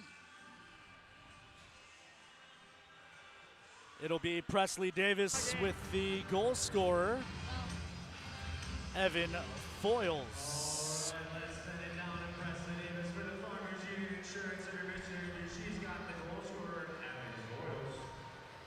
Evan, you had a really big goal in this second period. What did you see on that? Briggs just made a great pass, and I tried to put it on net and saw the goalie was just a bit off to the left, so I put it to the left. What does it mean to you? Now, I saw your dad in the corner going crazy after you got that goal. What does it mean to you to have this game with them in the stands? Yeah, it's great. I mean, they live far from home, so it's nice that they can be here, and I'm just glad that I can make a big play in a big game that they're here. So. All right, well, best of luck in the third period. Thank you. Back to y'all. Thank you, Presley. Of course, Foyles. That was his 5th of the season, but for Foyles, he's got 2 OT game winners. So with this game tied 1-1 heading into the third, he's certainly a player to keep an eye on. While we've got chuck-a-puck going on, we will take a look around the rest of the league. See what's going on in the rest of the NAHL. Finals from out east, 4-0 Northeast over Rochester, 5-4 Elmira over New Jersey, 4-3 Maryland over Philly, and New Hampshire a 4-3 win over the Maine Nordiques. Just gone final, Johnstown gets a 3-0 win over Danbury. Down south, start of the third, 2-2 Oklahoma and Corpus. 3-2 Odessa is in Shreveport. Aberdeen now a 4-3 lead on the Austin Bruins. Bismarck a 5-1 lead on Watertown. North Iowa and St. Cloud off tonight. New Mexico 2-0 on El Paso through 2. Late second, Lone Star up 4-0 on Amarillo. 1-1 Wisconsin and Springfield late second. And out in Alaska, Anchorage and Fairbanks, then Chippewa and Kenai. We are going to send it out to commercial break. When we come back, it will not be me. It will be an interview with Phil Wickland's dad. So we'll send you out to break, come back to that interview, and then after that, we'll come back to some Chuck-a-Puck shots, all here on the Four Bridge Casino Lodge Intermission Report on the Minotauros Network. A better smile isn't just about how you look, it's about how you feel. At Prestwich Orthodontics, we believe straight teeth lead to more than confidence. They lead to better health, higher quality of life, and a stronger you. From Invisalign to braces, our care is built around improving your life, not just your smile. Because when you feel good, you live better. Start your journey today at minotbraces.com. We often think of frontiers as pages in a history book, a time gone by. But even in this modern world, there are new frontiers to conquer. Whether you're tending the land to grow a better tomorrow or growing a business for new opportunities, the work you do powers the world. Exploring the frontier means stepping forward, shaping the future for yourself and for those around you. First International Bank and Trust, helping you live first, one step at a time. Lucky for us, life is full of choices, big and small. They define us, make us who we are. And when it comes time for you to choose a car, home, your next big adventure, or start a new business, Farmers Union Insurance has the variety of coverage options to protect each perfect moment. Farmers Union Insurance. Contact your local Farmers Union Insurance agent today. Since 2003, the architects and engineers at Ackerman Esvold have been enhancing everyday life. From response times to commute times, we've helped create critical infrastructure, enhancing highway safety, flood protection, and public education. And we're no stranger to enhancing fun, family outings, and even game time. Ackerman Esvold, working to enhance your everyday life.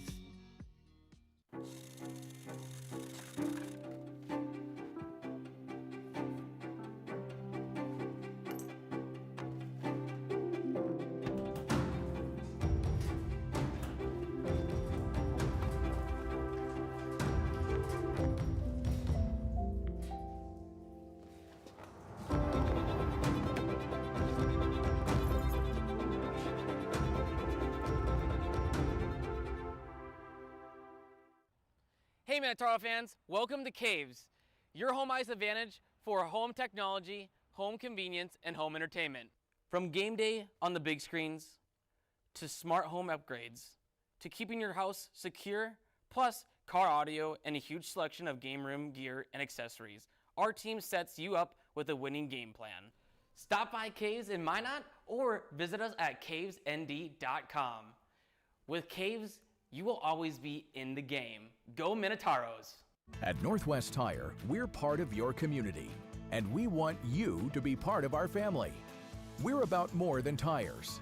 We're about superior customer service to keep your vehicles and equipment safely rolling down the road. If you'd like to join a company that truly cares for our customers and employees, come work with us and become part of our growing family. Apply at nwtire.com. Northwest Tire keeps you rolling down the road. Your plan speaks volumes when you're going to have a drink. Be intentional to ensure your safety and the safety of others by keeping just a few things in mind. The first is to look out for your friends and be the designated driver. Even if someone says they're fine doesn't mean they are. Second, incorporate water into your night. Ordering a glass can encourage your friends to take note. Third, be the person your friends trust and say no to the next round. And fourth, lend a hand when your friends have reached their limit. Your plan speaks volumes. Know your drink. Know your limit. At First Command, our advisors are committed to coaching you towards a financial future worthy of your service. We're dedicated to coaching you from the start of your military career to retirement and beyond, at home or during deployment. For when things get tough and when times are good. Let us show you how we honor what matters most to you. It's time to get started today.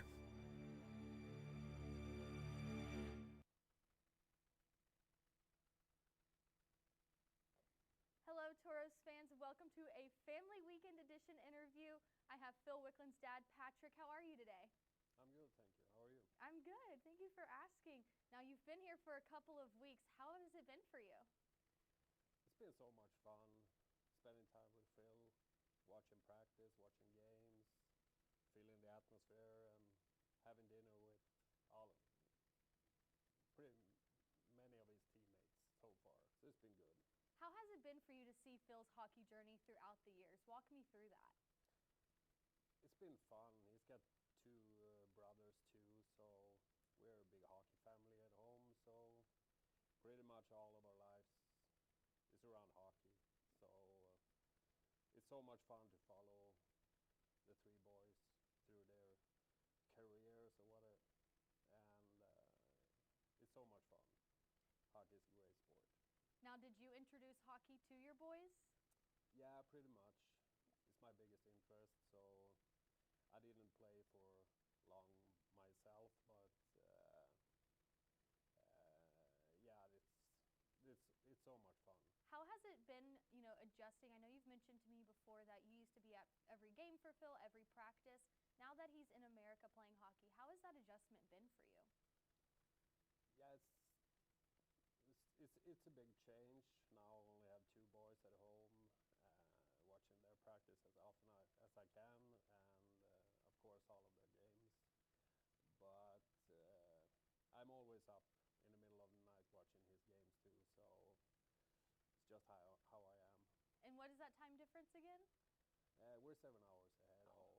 The game pretty much always starts at 7 every night here, so 3 o'clock at home. Yeah, we turn the alarm on and watch the game. The opportunity that Phil has to be here playing in this league, what does that opportunity mean to you? It's a great opportunity for him, mostly. It's like getting adjusted to the American style of playing hockey. It's quite a difference from us. We're bigger rinks at home, so it's smaller surface of playing on now, and the game is much quicker, and the game is obviously faster. It's a little bit different. We go south-north here, pretty much, and at home it's a lot about puck possession, keeping the puck in the team and keeping it safe all the time. So I think a combo of that is great, and I think he adjusted very good so far. And yeah, it's so much fun to watch. Now, has Phil picked up any kind of American lingo or American habits that you've noticed when you were here? It's like the habits is a lot about food. It's a big difference. He's all about food. So that's the biggest difference. What would you say makes Minot so special that this is the right fit for Phil? Especially the facilities are great so far, and the fans. It's always a packed arena, so I think it's great for him to play in front of that audience, pretty much. So that's a big adjustment. Now, last Saturday, Phil got that goal in the Saturday night game, and you got to see that in person. How was that for you? Yeah, great for me, but for him, it's so much fun for him to score a goal while I'm here, so that's good. What has been your proudest moment so far throughout Phil's career? The proudest moment is every time he makes steps. All three of the brothers make steps all the time. So we get into the hockey gymnasium when he got selected here, got here, got in the team. It's so many of them. So every step they take is a proud moment for us, of course. Do you have any advice for parents that are getting ready for their son to take this step in their hockey journey? As long as they choose that themselves, it's got to be their own choice, pretty much. But because it's a big step going over here. So, but if they're all about hockey, I think it's a great place to be, pretty much. So much fun. Well, thank you for joining me today. I hope you've enjoyed your time in Minot. We're so sad to see you go soon, but hopefully we do see you again. Thank you so much for having me. Yes, of course.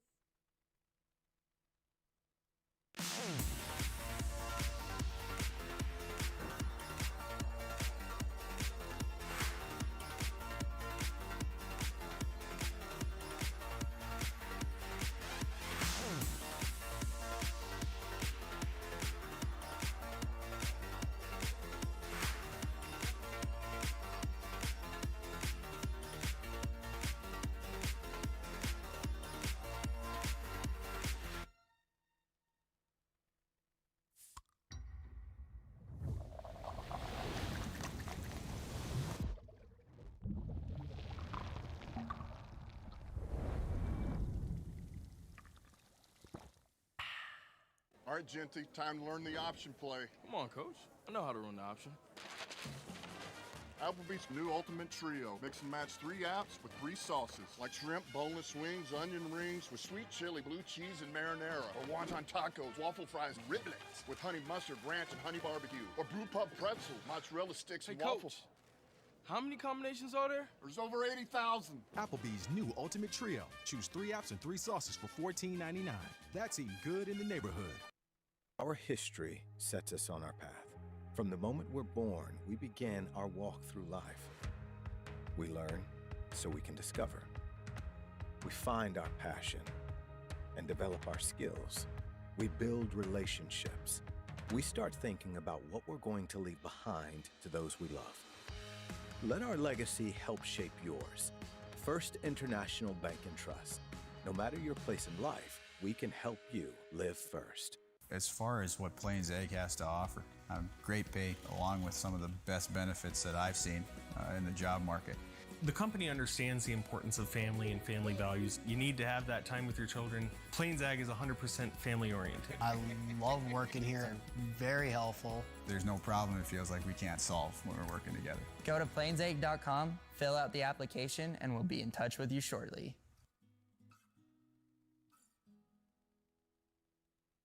Being in business for over 25 years, we've learned a lot about why local matters, unlike those guys. We take pride in our work and back our tires with our Plus Plan guarantee to get the most out of your tire's lifespan. Are the tires the same size on all the sides? We strive to provide great value to our guests and lowest prices guaranteed.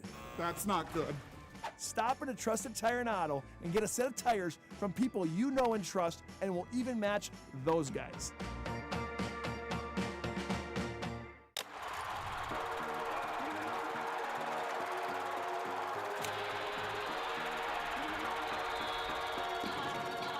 Being Bison alumni, both Hunter and I know what's important. Giving back to our community, supporting others, and always being someone you can depend on. Like First Western always says, you can bank on us. People you know, teammates you trust. First Western, you can bank on us. Well, welcome back inside the Pepsi Rink and Maysa Arena. Let's send it down to ice level for some chuck-a-puck shots.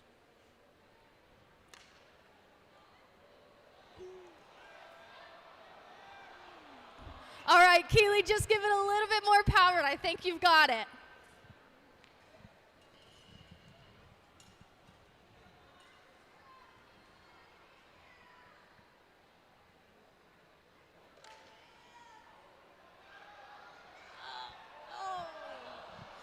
All right, Keely, third time's the charm. Let's see what happens on this one. Tank giving some lessons. I love it.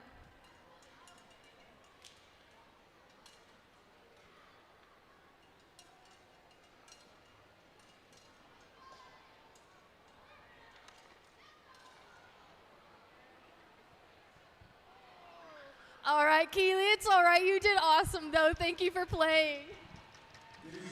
Getting out of here with a gift certificate courtesy of our friends at Trusted Tire and Auto. All right, we couldn't give away the money.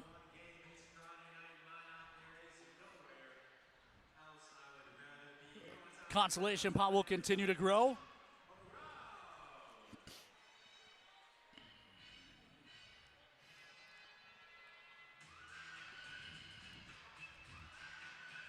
We'll see if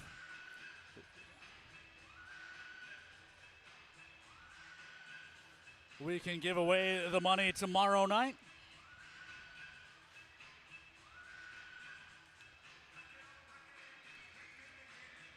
But we get ready to start period 3. Toros and Mallards even at 1 aside.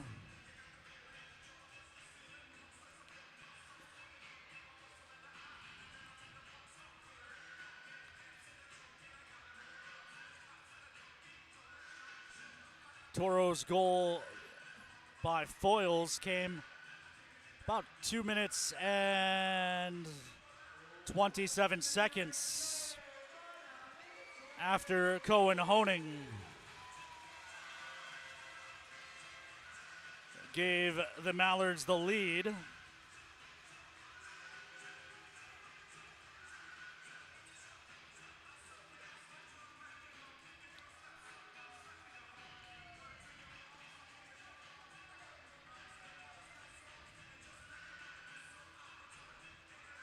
The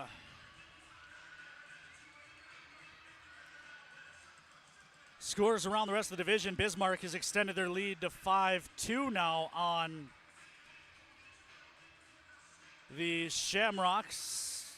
The Wings still lead the Austin Bruins 4-3. Both those games in the third period.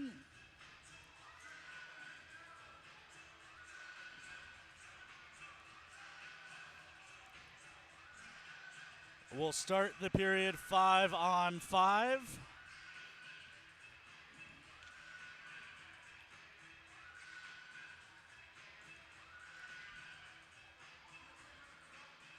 Just one penalty for each team, or one power play, I should say, for each team in this game. And one set of 4-on-4 when Ty James and Westberg each went off.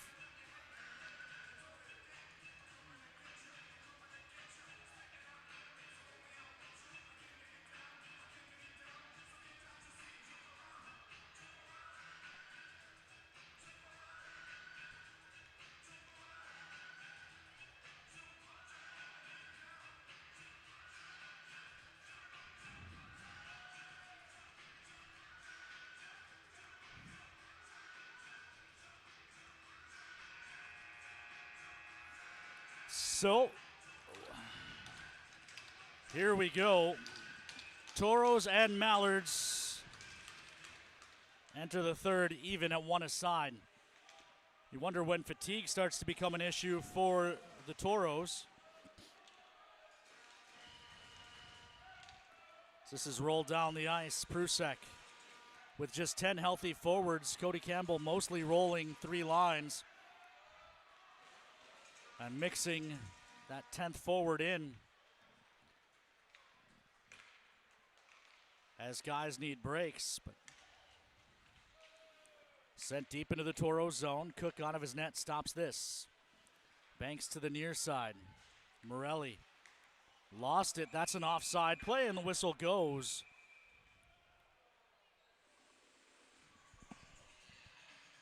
As we look at the Toros' upcoming schedule next weekend, we are in St. Cloud, followed by 4 in a row with the division-leading Austin Bruins. They and the Bobcats have been going back and forth atop the Central.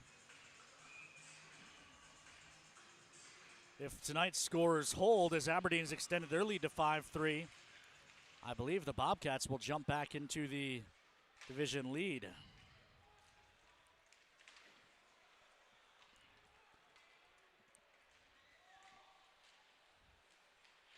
Far side. Hoisted ahead by Ori. Knott finds it. Delays. Looks up top for Mullen. Mullen puts it towards the net. Redirect goes wide for Ori. Nemenko ties up. Ori finds this. Ori walled off. And the puck taken away. Pushed up the near side by Pierman. Pierman gives chase. Mullen there as well. Knott finds it. Looks across for Stewart. Dumped in. No, dumped into the Mallard bench. So we have another whistle. 18:32 left to play here in regulation.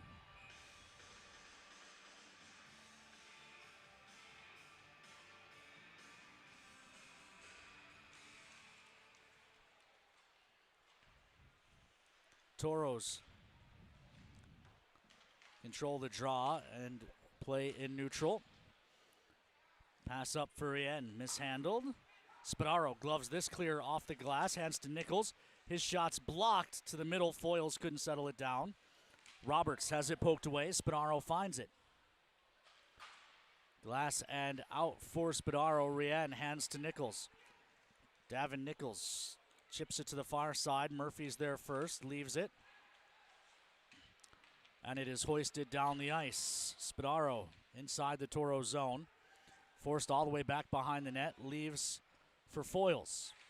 Foyles turns it over in front. Backside play and Cook. My goodness, Cookie gets across. Let's send it down to ice level and Presley Davis, who had a great look at that last stop by Cook. Yes, I sure did, and the fans around me are also going crazy over that. But I spoke with Mike Meredith in between periods about, what he wants to see in this third, and he said they just need to realize it's 20 more minutes of hockey, and they need to go out there and compete. And he said one guy he's really looking to see to step up this period is Mackley Morelli, the hometown kid, of course. Back to you, Ken. Thank you, Presley. Mallards control in their own zone. Christman ahead. It's tipped into the zone. Ty James back on it.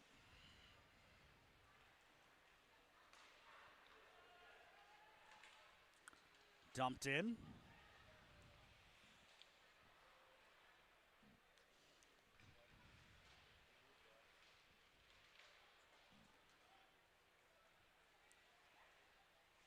Flipped ahead along the near side. Prusek keeps it.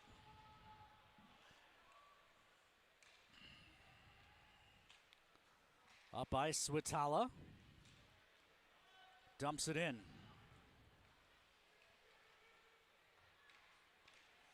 Toro's able to clear the zone. Ori couldn't settle it down.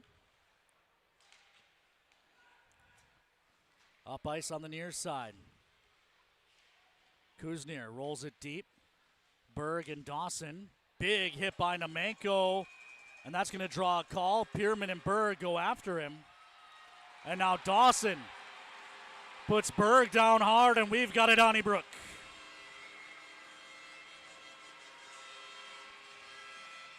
Knott with a good right hand just stung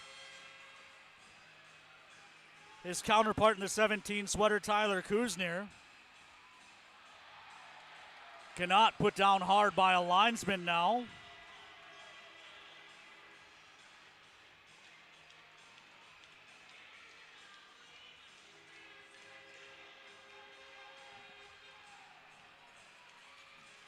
Briggs Knott getting escorted to the box. You wouldn't expect this kind of misbehavior from the Toros with their parents in the house. But the question will be, what are the calls that come out of this as we get another look? Big clean hit by Nemenko, and then Kuznier went after Nemenko. Berg got up and did the same, and then Everyone found a dance partner.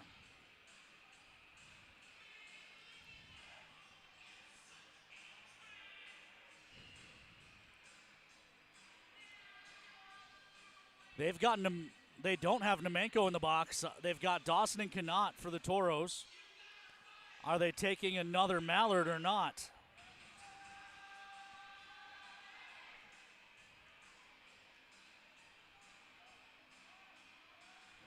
It's going to be a 4-on-3.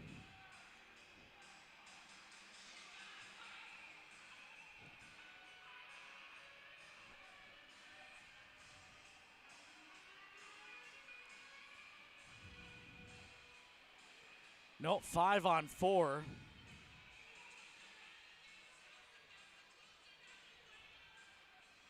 Tyler Ebner letting the referee have it.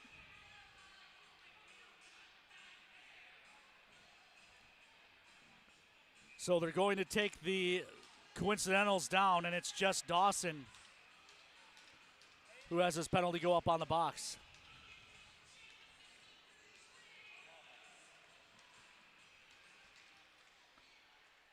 So the Toros to the kill. Long shot blocked out front by Spadaro and chopped out to neutral, and actually rolls all the way down for Ramirez. Ramirez pressuring Murphy. Murphy drops it back to Watala. Watala plays it up ice. Walks into the zone, backhand try, misses high. Toros have Ori breaking, delayed call. As Nichols put down hard, Ori tried to tuck it, couldn't get it to go. Follow-up try is stopped. Stewart finds this. And now the whistle goes. As down below the goal line, there were more fights going on.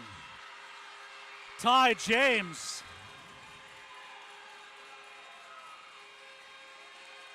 And Ty Gordon. Ty Gordon pointing at Ty James.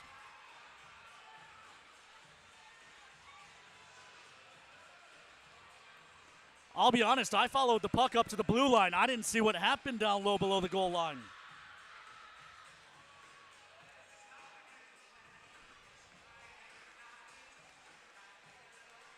More penalties, no doubt about it. There was already a delayed call. Sean, I don't know if we have another look.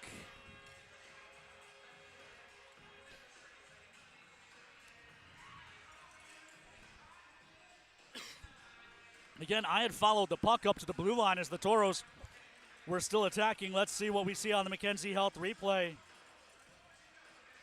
Ty James must have been the one to deliver the big hit at the side of the net. And then he got jumped by Ty Gordon.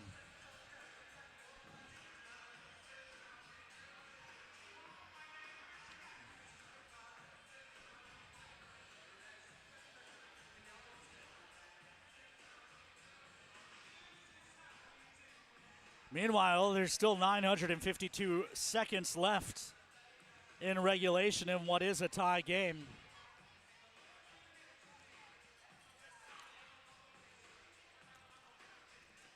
The Ty James fan club looking on very concerned. Of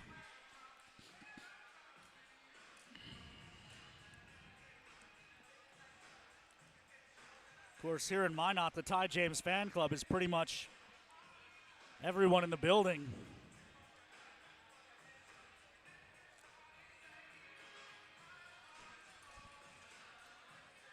Aiden Wagner, the Toros official scorer, is doing a lot of writing.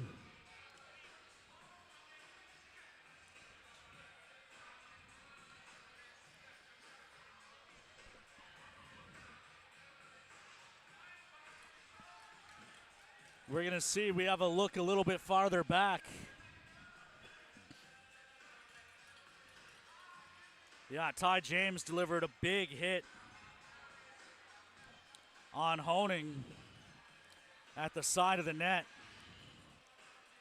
And then Ty Gordon went and jumped him.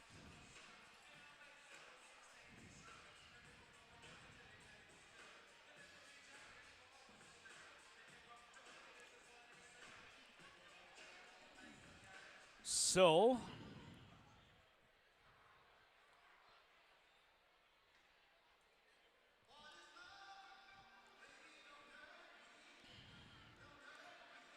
looking for all of, and Cody Campbell just got teed up. A bench minor on Cody Campbell.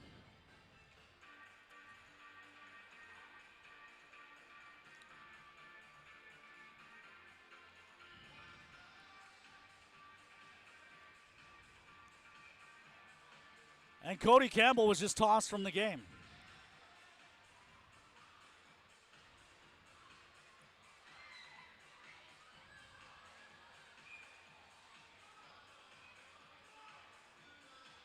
Cody Campbell was just tossed.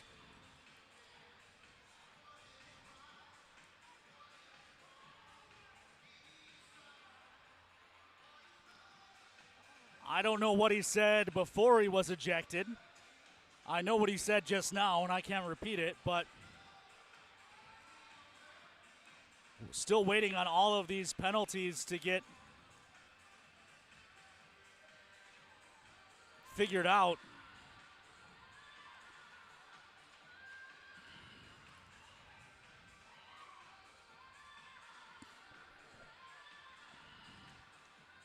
Meanwhile, the game's still tied, one aside.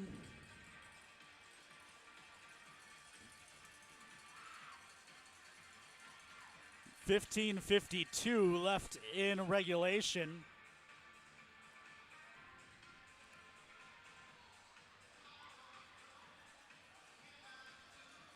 So far, we know that Tyler Kuzner got a roughing. Ty Gordon got a roughing and an interference.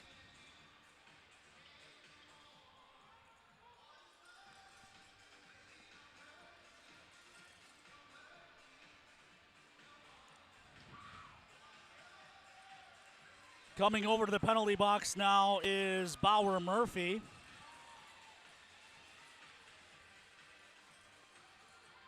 So he already took his seat.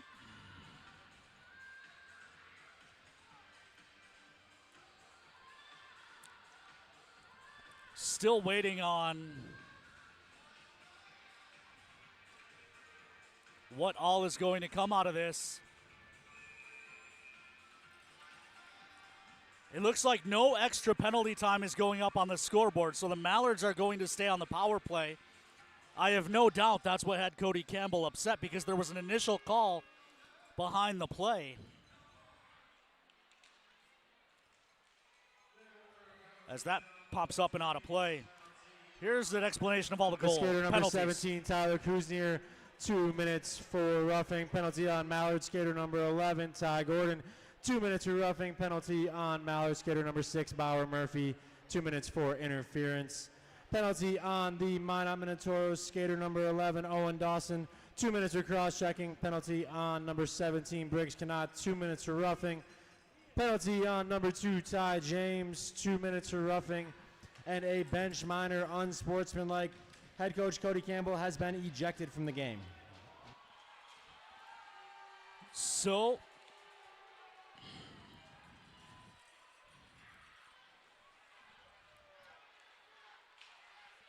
this is near side, shoveled in by Pierman. Still 42 seconds left as that goes up and out of play.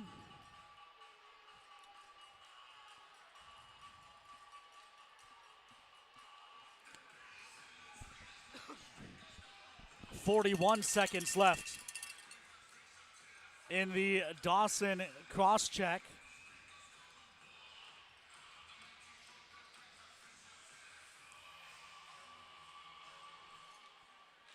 Toros poked that out to neutral. It's Morelli.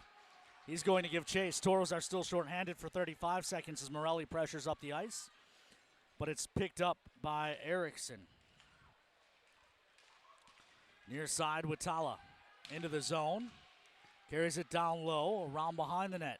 Watala finds Lucarelli. Looking backside, tip goes wide for Honing. And the Toros get the clear.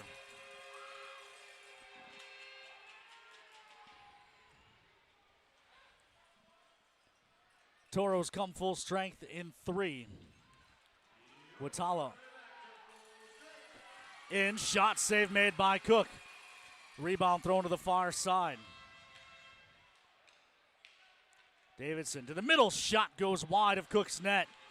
Honing got put down hard by Dawson, who then blocks that shot. Loose puck poked ahead. Christman rings it down low. Dawson keeps it away with help from Stewart. Stewart speeds up the near side, was short of center when he threw that into the offensive zone, and it goes for icing.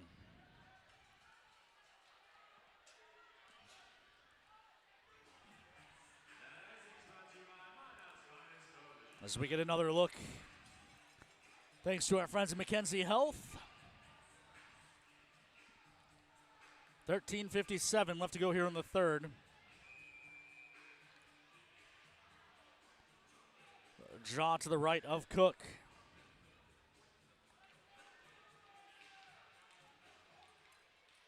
Mallards control the draw, push it back to the point. Davidson leaves up top. Shot blocked out front by Spadaro. Dawson kicks it ahead, jammed out to neutral. Ramirez can't get through Kuznier. Nemenko steps into him. Ramirez takes the puck, but it's poked free by Davidson. Delayed offside. Toros have to peel back. Near side. Pierman to the middle. This is Nemenko now on the attack. Nemenko cuts in, fans on the shot, second try, save made, rebound. Fanned on by Morelli. Prusek was in deep as well. Hoisted down to the Toro blue line. Jax Warren finds it. Looks up ice. That gets through. Mallard's back on it. Christman plays to the far side. Erickson moves it along for Berg. Berg hit hard by Rien. Morelli finds the puck. Morelli jams it back, but Stewart was coming on a change and was late to the blue line.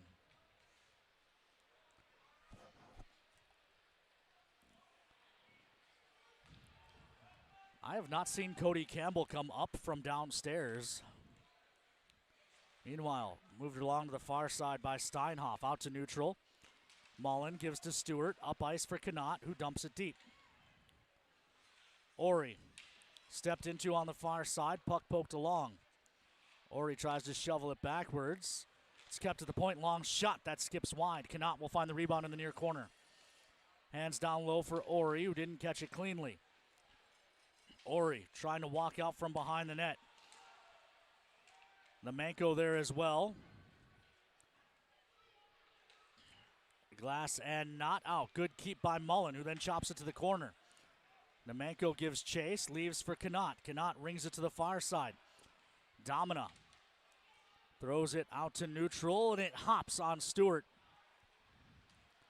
He'll retreat and retrieve.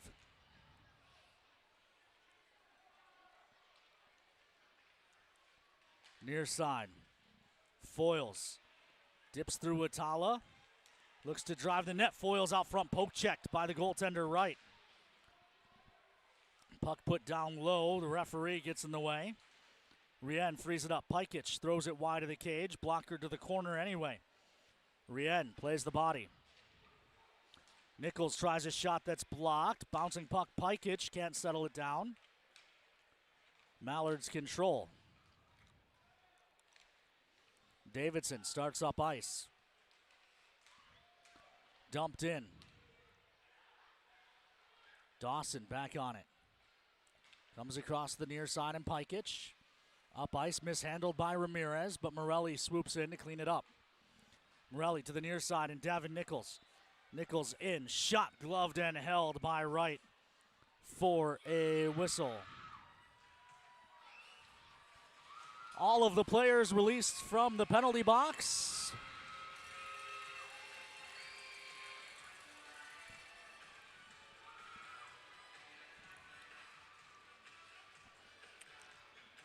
.10:43 left to go here in the third.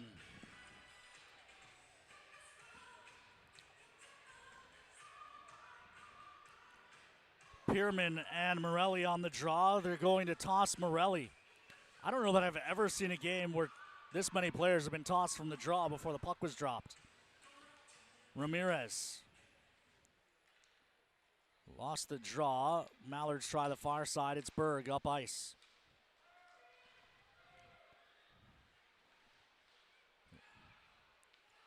Far side, players come together, turned over. Berg looks up top. Davison, shot blocker, save by Cook as that took a deflection out front. That was a very difficult save. Ramirez into the zone, big collision. Ramirez gets the best of it and then stands over Kuzner. Ty James to the near side of Morelli.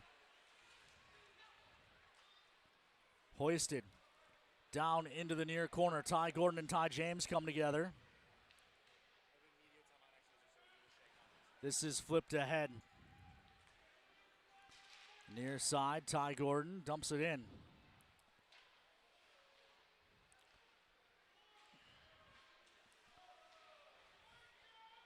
Toros fail to clear on the near side. Shot by Watala. Up and out of play for a whistle. We've got the media timeout, which means it's time for the Krolls Shake It Up, Shake Off.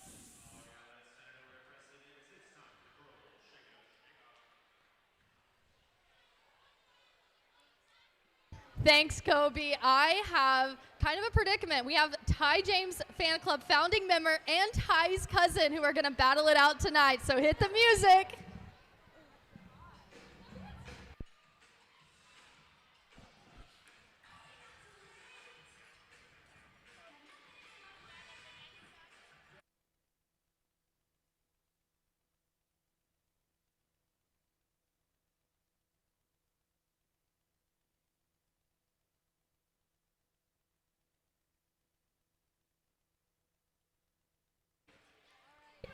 All right, Toros fans, I don't know about that one. That one might be a tie. What do we think? We'll call that one a tie tonight. Of course it's a tie for Ty James, Presley. 9:38 left to go here in regulation. Toros and Mallards, they're also tied. 1-1 our score. Draw to the left of Cook, who has been unbelievable tonight.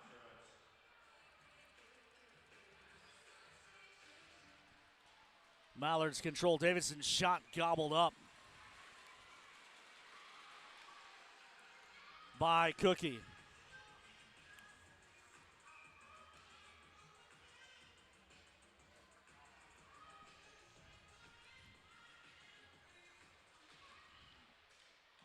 Toros control the draw in their own zone, 9.5.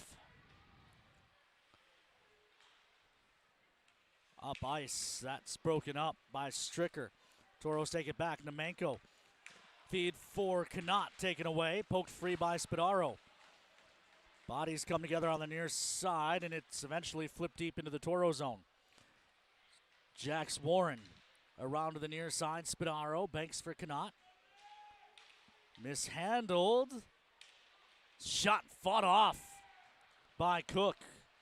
Rebound thrown to the near side. Found by Connaught.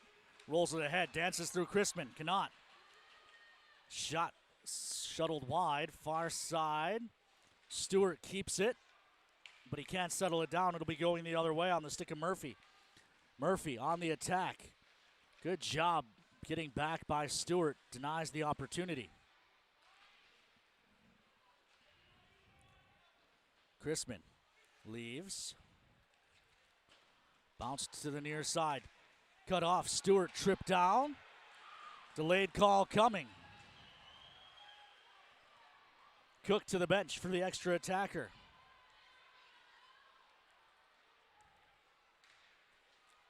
Morelli up the near side. And eventually he's separated from the puck, but Pierman finds it, so the Toros to the power play.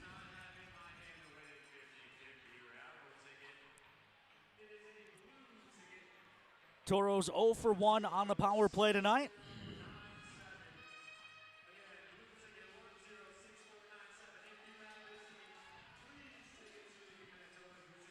The draw will be put to the right of right.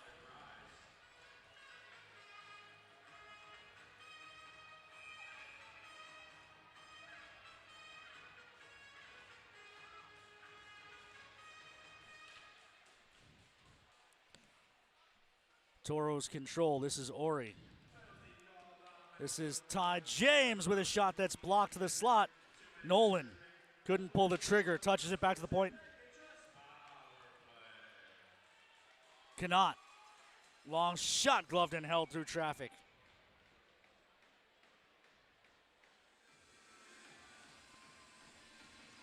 Take a look at the Central Division standings entering play tonight.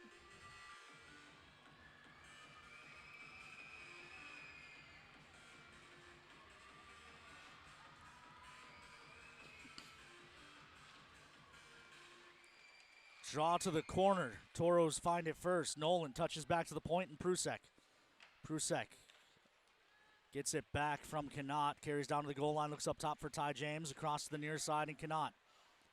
Cannot leaves for Ori. Ori across. Prusek back to the near side. The pass for Ty James was kicked and then a diving poke by Roberts gets the clear.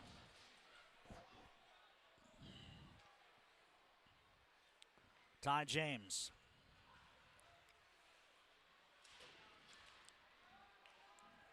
Rolls it deep. Murphy lets it roll.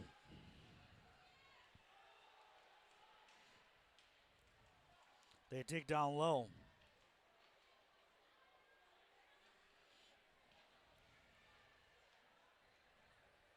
Near side, Ty James keeps it.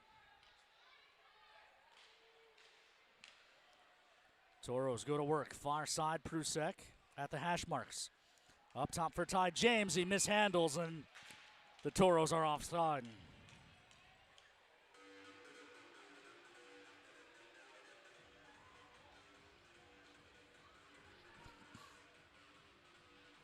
.6:38 left in regulation. 34 ticks to talk on the First Western Bank power play.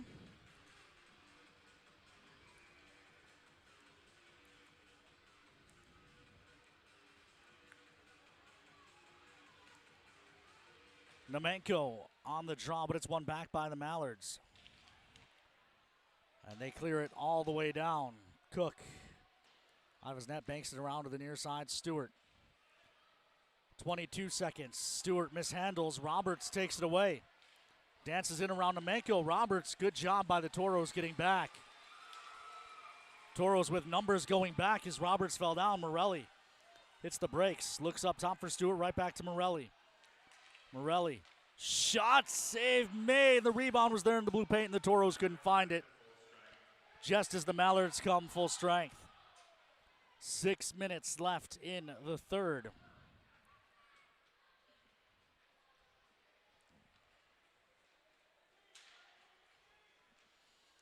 Into the zone, poked free.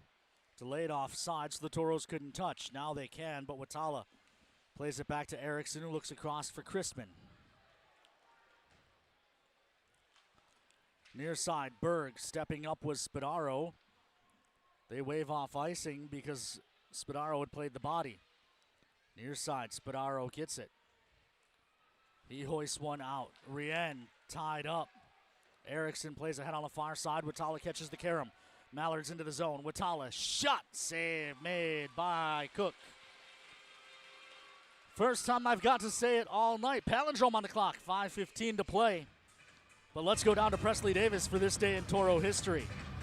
Thanks, Ken. This day in Toro history in 2015, the Toros had a 5-2 win over Fairbanks. And then in 2019, a 2-1 shutout win over Bismarck. And finally in 2020, a 7-4 win at St. Cloud with Danny Russell and Cole O'Connell getting a pair of goals each. Back to you, Ken. Thank you, Presley. Danny Russell, there's a long shot and Cook got over the top somehow on the redirect. As I was starting to say, Danny Russell lighting things up for Michigan State.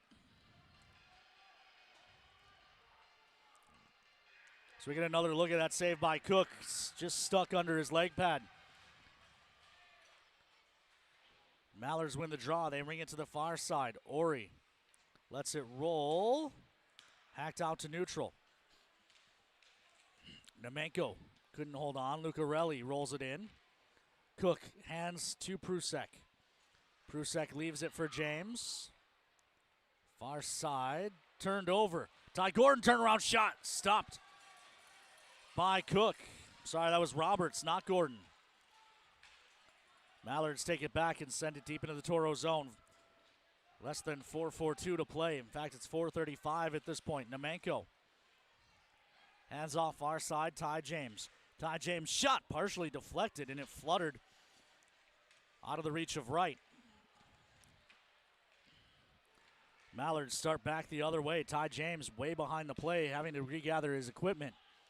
Pierman behind the net. Leaves to the near side. Erickson, long shot, blocked out front. Ty James hacks it to the far wall. Pierman plays it behind the net. Ty James taken into the boards by Berg. Flipped ahead. Kuzner tried to glove it down, and it turns into a hand pass. 3:57 left to play here in regulation.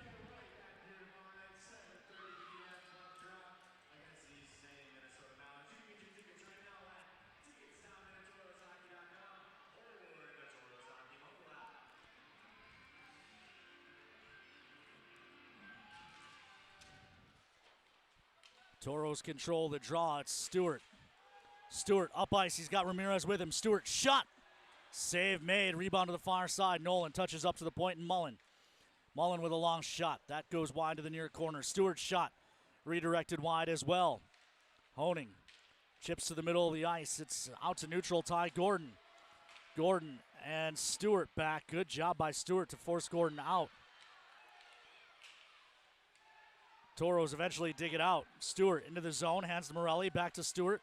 Tries to feather it for Ramirez. He was tied up on the way through.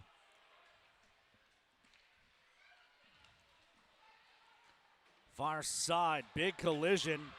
Domina and Stewart, near side Ramirez. Dane into the zone, breaks wide. Tries a shot that sails to the corner. Ty James follow-up try, that comes to the near corner. Spadaro pinches down. Thrown in front. Foyles couldn't settle it down. Can Dane? He cannot. Flipped down to the Toro end. Spadaro back on it. 2:44 left to play. Banked ahead. It'll be Murphy. Murphy. His dump in hits a leg. It caroms right to Berg. Berg tries a shot. Save made by Cook. No rebound given. 151 seconds left to go here in period 3. Toros and Mallards even at one aside.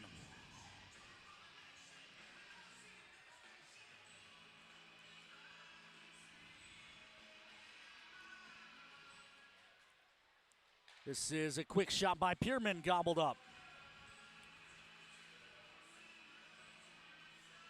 Toros next game tomorrow night.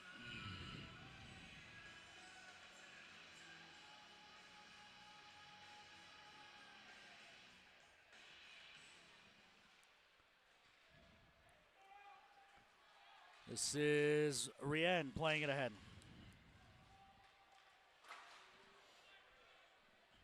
Dumped in.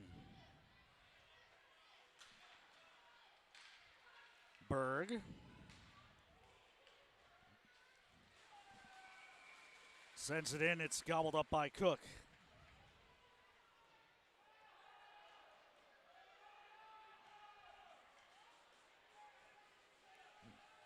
Draw will be to the right of Cook.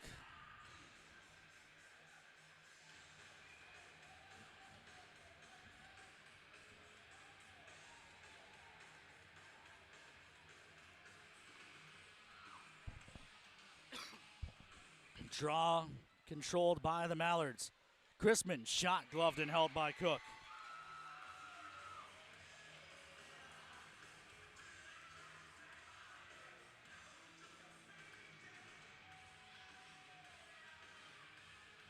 Draw will be to the left of Cook this time.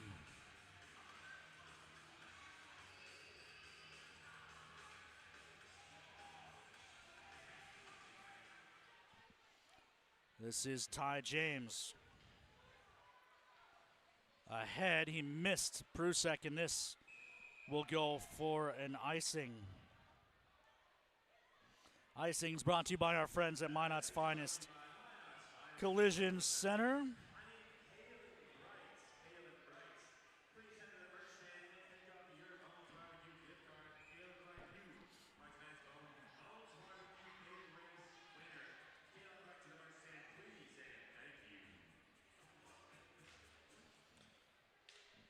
Mallards control the draw, send it down low.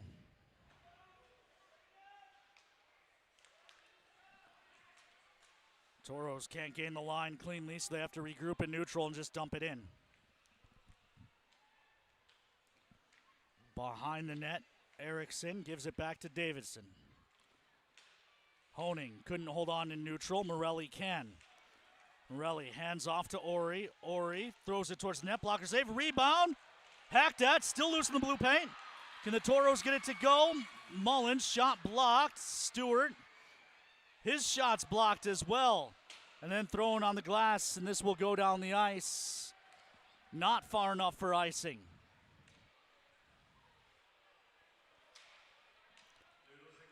Final minute of play brought to you by our friends at Northern Plains Equipment. Far side, Ori. Mullen takes over, picks his way through traffic and dumps it in with 45 seconds left. Cannot on the near side, but it's jammed out to neutral. Foils finds this. Back in the Toro zone. Looking up ice, Cannot tips that in to negate the icing. Freed up behind the net by Nolan. Rung to the near side. Roberts turns back to the far. Foils takes it away, feeds a shot that's fought off. It was Ramirez who put it off the goaltender's mask. Delayed offside, and now a huge hit by Roberts on Nolan in front. Offensive chance developing, just 4 seconds. And we will head to overtime.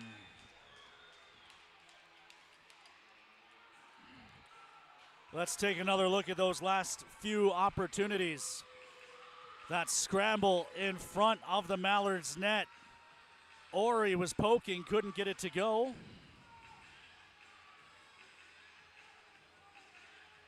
And then Ramirez's chance off the mask. We will take a very short commercial break.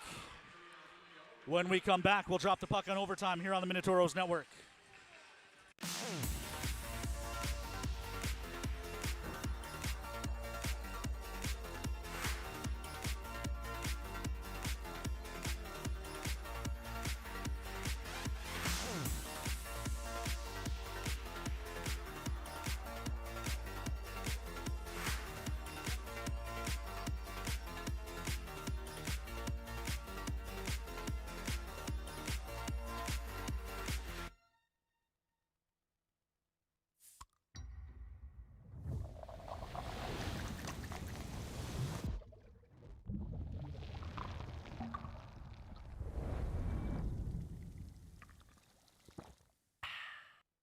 Welcome back inside the Pepsi Rink at Maysa Arena as we get ready to start overtime. Toros and Mallards tied at 1 with the goals. It was Honing at with 7:33 left in the second from Matthew Christman. At 5:06 left in the second, Evan Foils from Briggs Cannot tied the game. Shots on goal 40-38 in favor of the Mallards. The story, of course, has been the goaltending. Troy Wright making his NAHL debut has been strong, but Brian Cook has been stellar. Full Cookie Monster mode for him tonight.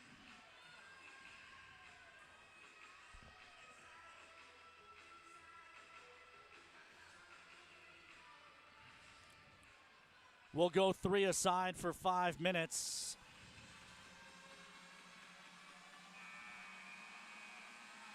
And if that's not enough, we'll go to a shootout.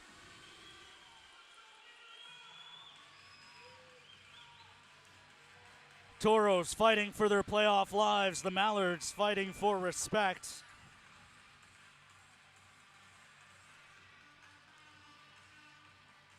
Who will get the extra point tonight? Mallards control the draw, but Briggs cannot. Takes it away and drops it back to Morelli. Morelli holding. Gives to Ty James. He'll swap for Ori. James into the zone. Working wide on Murphy. Ty James has it taken away. Murphy will circle back.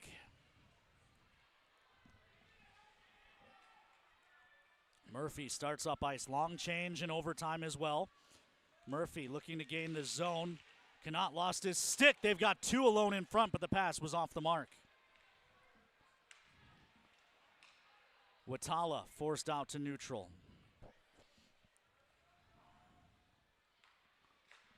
Honing up ice for Murphy, the defenseman. Working on Connaught, forced to turn. Murphy, shot kicked away by Cook. Rebound to the corner. Prusek jams at it and takes it away. Prusek starts up ice. Prusek is going to beat Berg. Prusek cuts to the front, tries to stuff it. He runs into the goaltender. They're tied up. The Mallards start up ice. 3 offside play at the line. Berg was just overeager. Toros catch a break as Prusek was late getting back. 3:28 left in the extra session.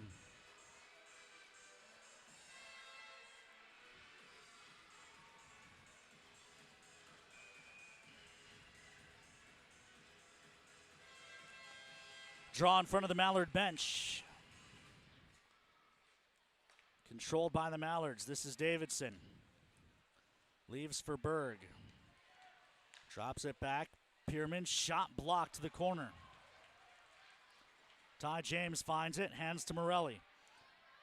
Morelli and Ramirez start up ice. Morelli delays. He'll pull it back out. Toros 3-1 in overtime, 1-3 in shootouts. The Mallards 0 for 2 in overtime and 1-1 in shootouts. Pierman carries back. Mallards mid-change. Now it's Ty Gordon coming on. Toros will swap Nemenko onto the ice. Foils and Ty James, the remaining players out there. Mallards looking to finish their change. Ty Gordon, Kuznier, and Steinhoff, the trio out for Dennis Canfield. Offside again, and the whistle does go. A very late offside whistle.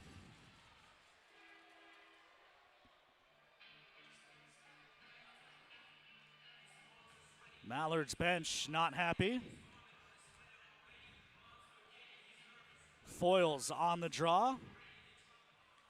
Dug out by the Mallards. Nemenko pressuring. Ty Gordon has it. Comes to the near side. Kuznier carries into the zone, hits the brakes at the top of the circle. He'll carry back out to neutral. 2:10. Gordon starts up ice.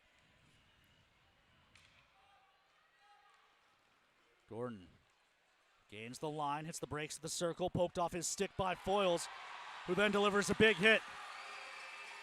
3-on-2 for the Toros as they start up ice. Stewart cuts the middle, shot blocked. And Watala finds it. Toros get back. This is Watala in, poked away from him. He's able to settle it back down. Watala forced back.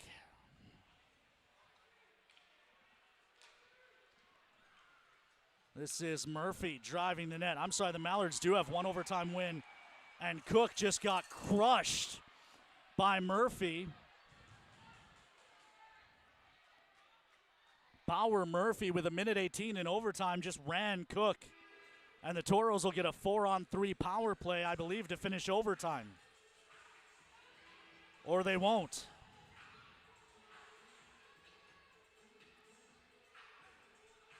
I thought the referee was sending him off. He's not.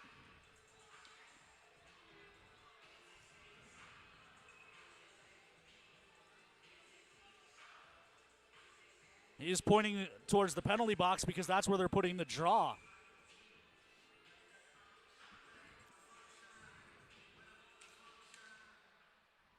Draw controlled by the Mallards. Touch back to Murphy. 1:14 left in the extra session. Ori forces Murphy all the way back behind his own net. Steps in and frees it up. Briggs cannot. Trying to help out, but the puck's ahead. Races on, and it's an offside play.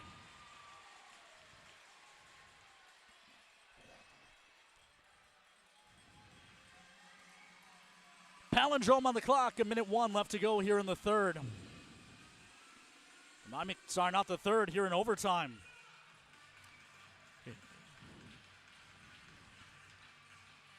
Draw will be in front of the Mallard bench. Timeout taken by the Mallards.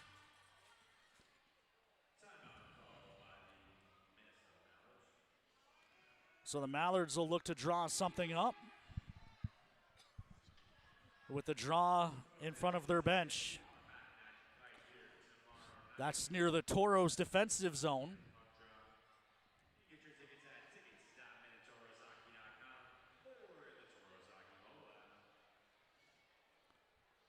A 1:01 left to play here in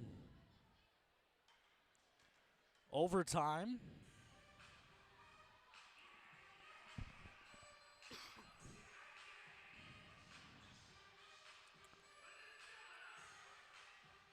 Still tied at 1, obviously. Shots 41-39, which means they are 1 each here in the extra session. It'll be Morelli, Ramirez, and Ty James out for the Toros.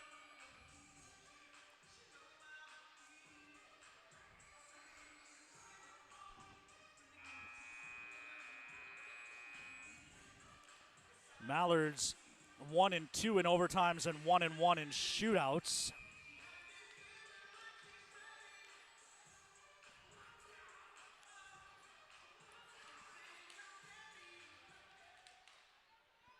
Puck to the near side. Ty James finds it. Final minute of overtime brought to you by our friends at Northern Plains Equipment. 47 seconds separating us from a shootout. Ty James ahead from Mackley Morelli. Mack to the middle. Hooked a little. Shot save made. Rebound poked free. Ty James. Shot goes wide. Rebound. It's in. Morelli. Toros get the game winner in overtime.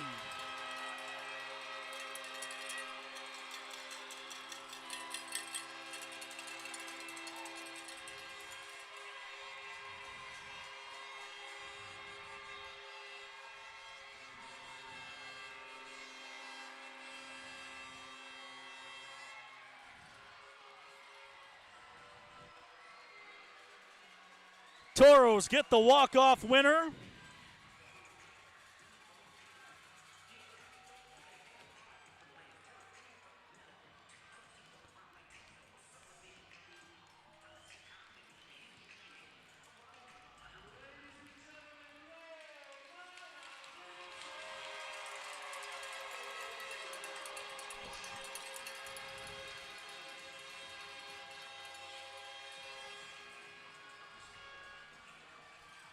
Mackley Morelli with the game winner in the extra session set up by Ty James.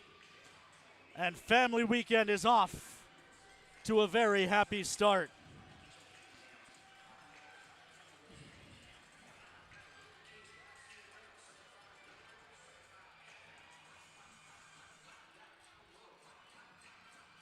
We'll keep it here for our 3 stars of the game.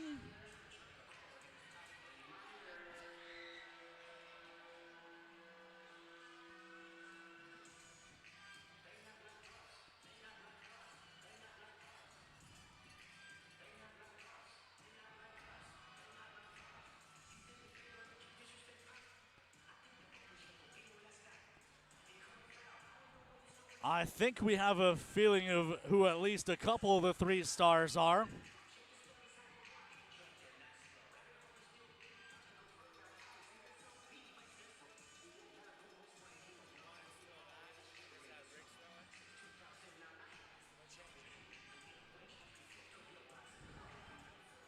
Let's send it over to 3 stars. It's time to meet your Liberty Tax 3 stars of the game. Your Liberty Tax 3rd star of the game with 1 goal, number 12, Evan Foles.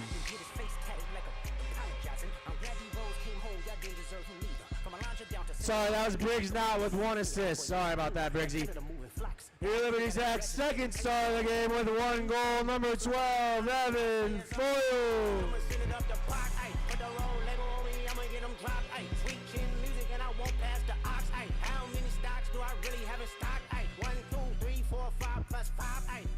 And your Liberty Tax 1st star of the game with the game-winning goal, Minot's own number 21, Mackley Morelli.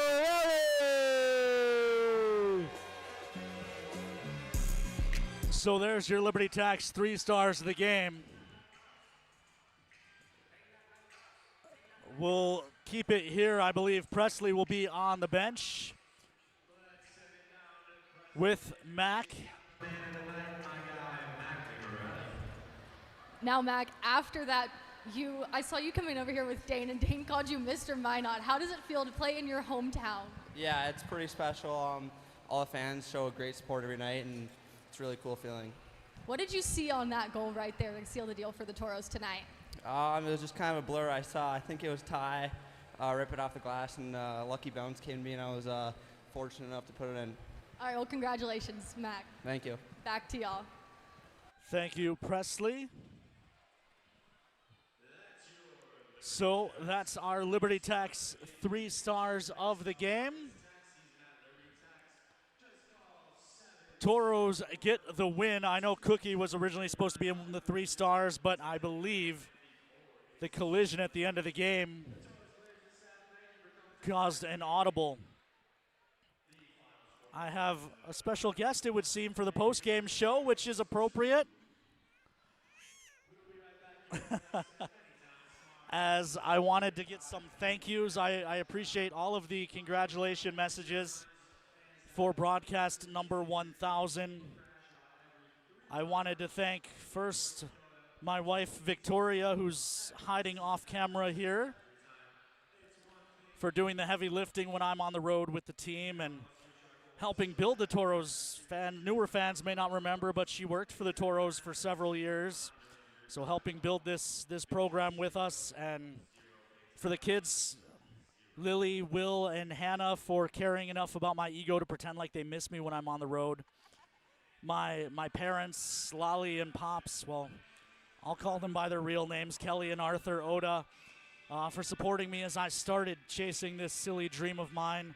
Not a lot of parents would be okay with their child not going to law school and opting to take a $6,000 a year broadcasting job, but I think 19 years down the line and 1,000 games, they're pretty happy with it now. I think the grandkids help as well.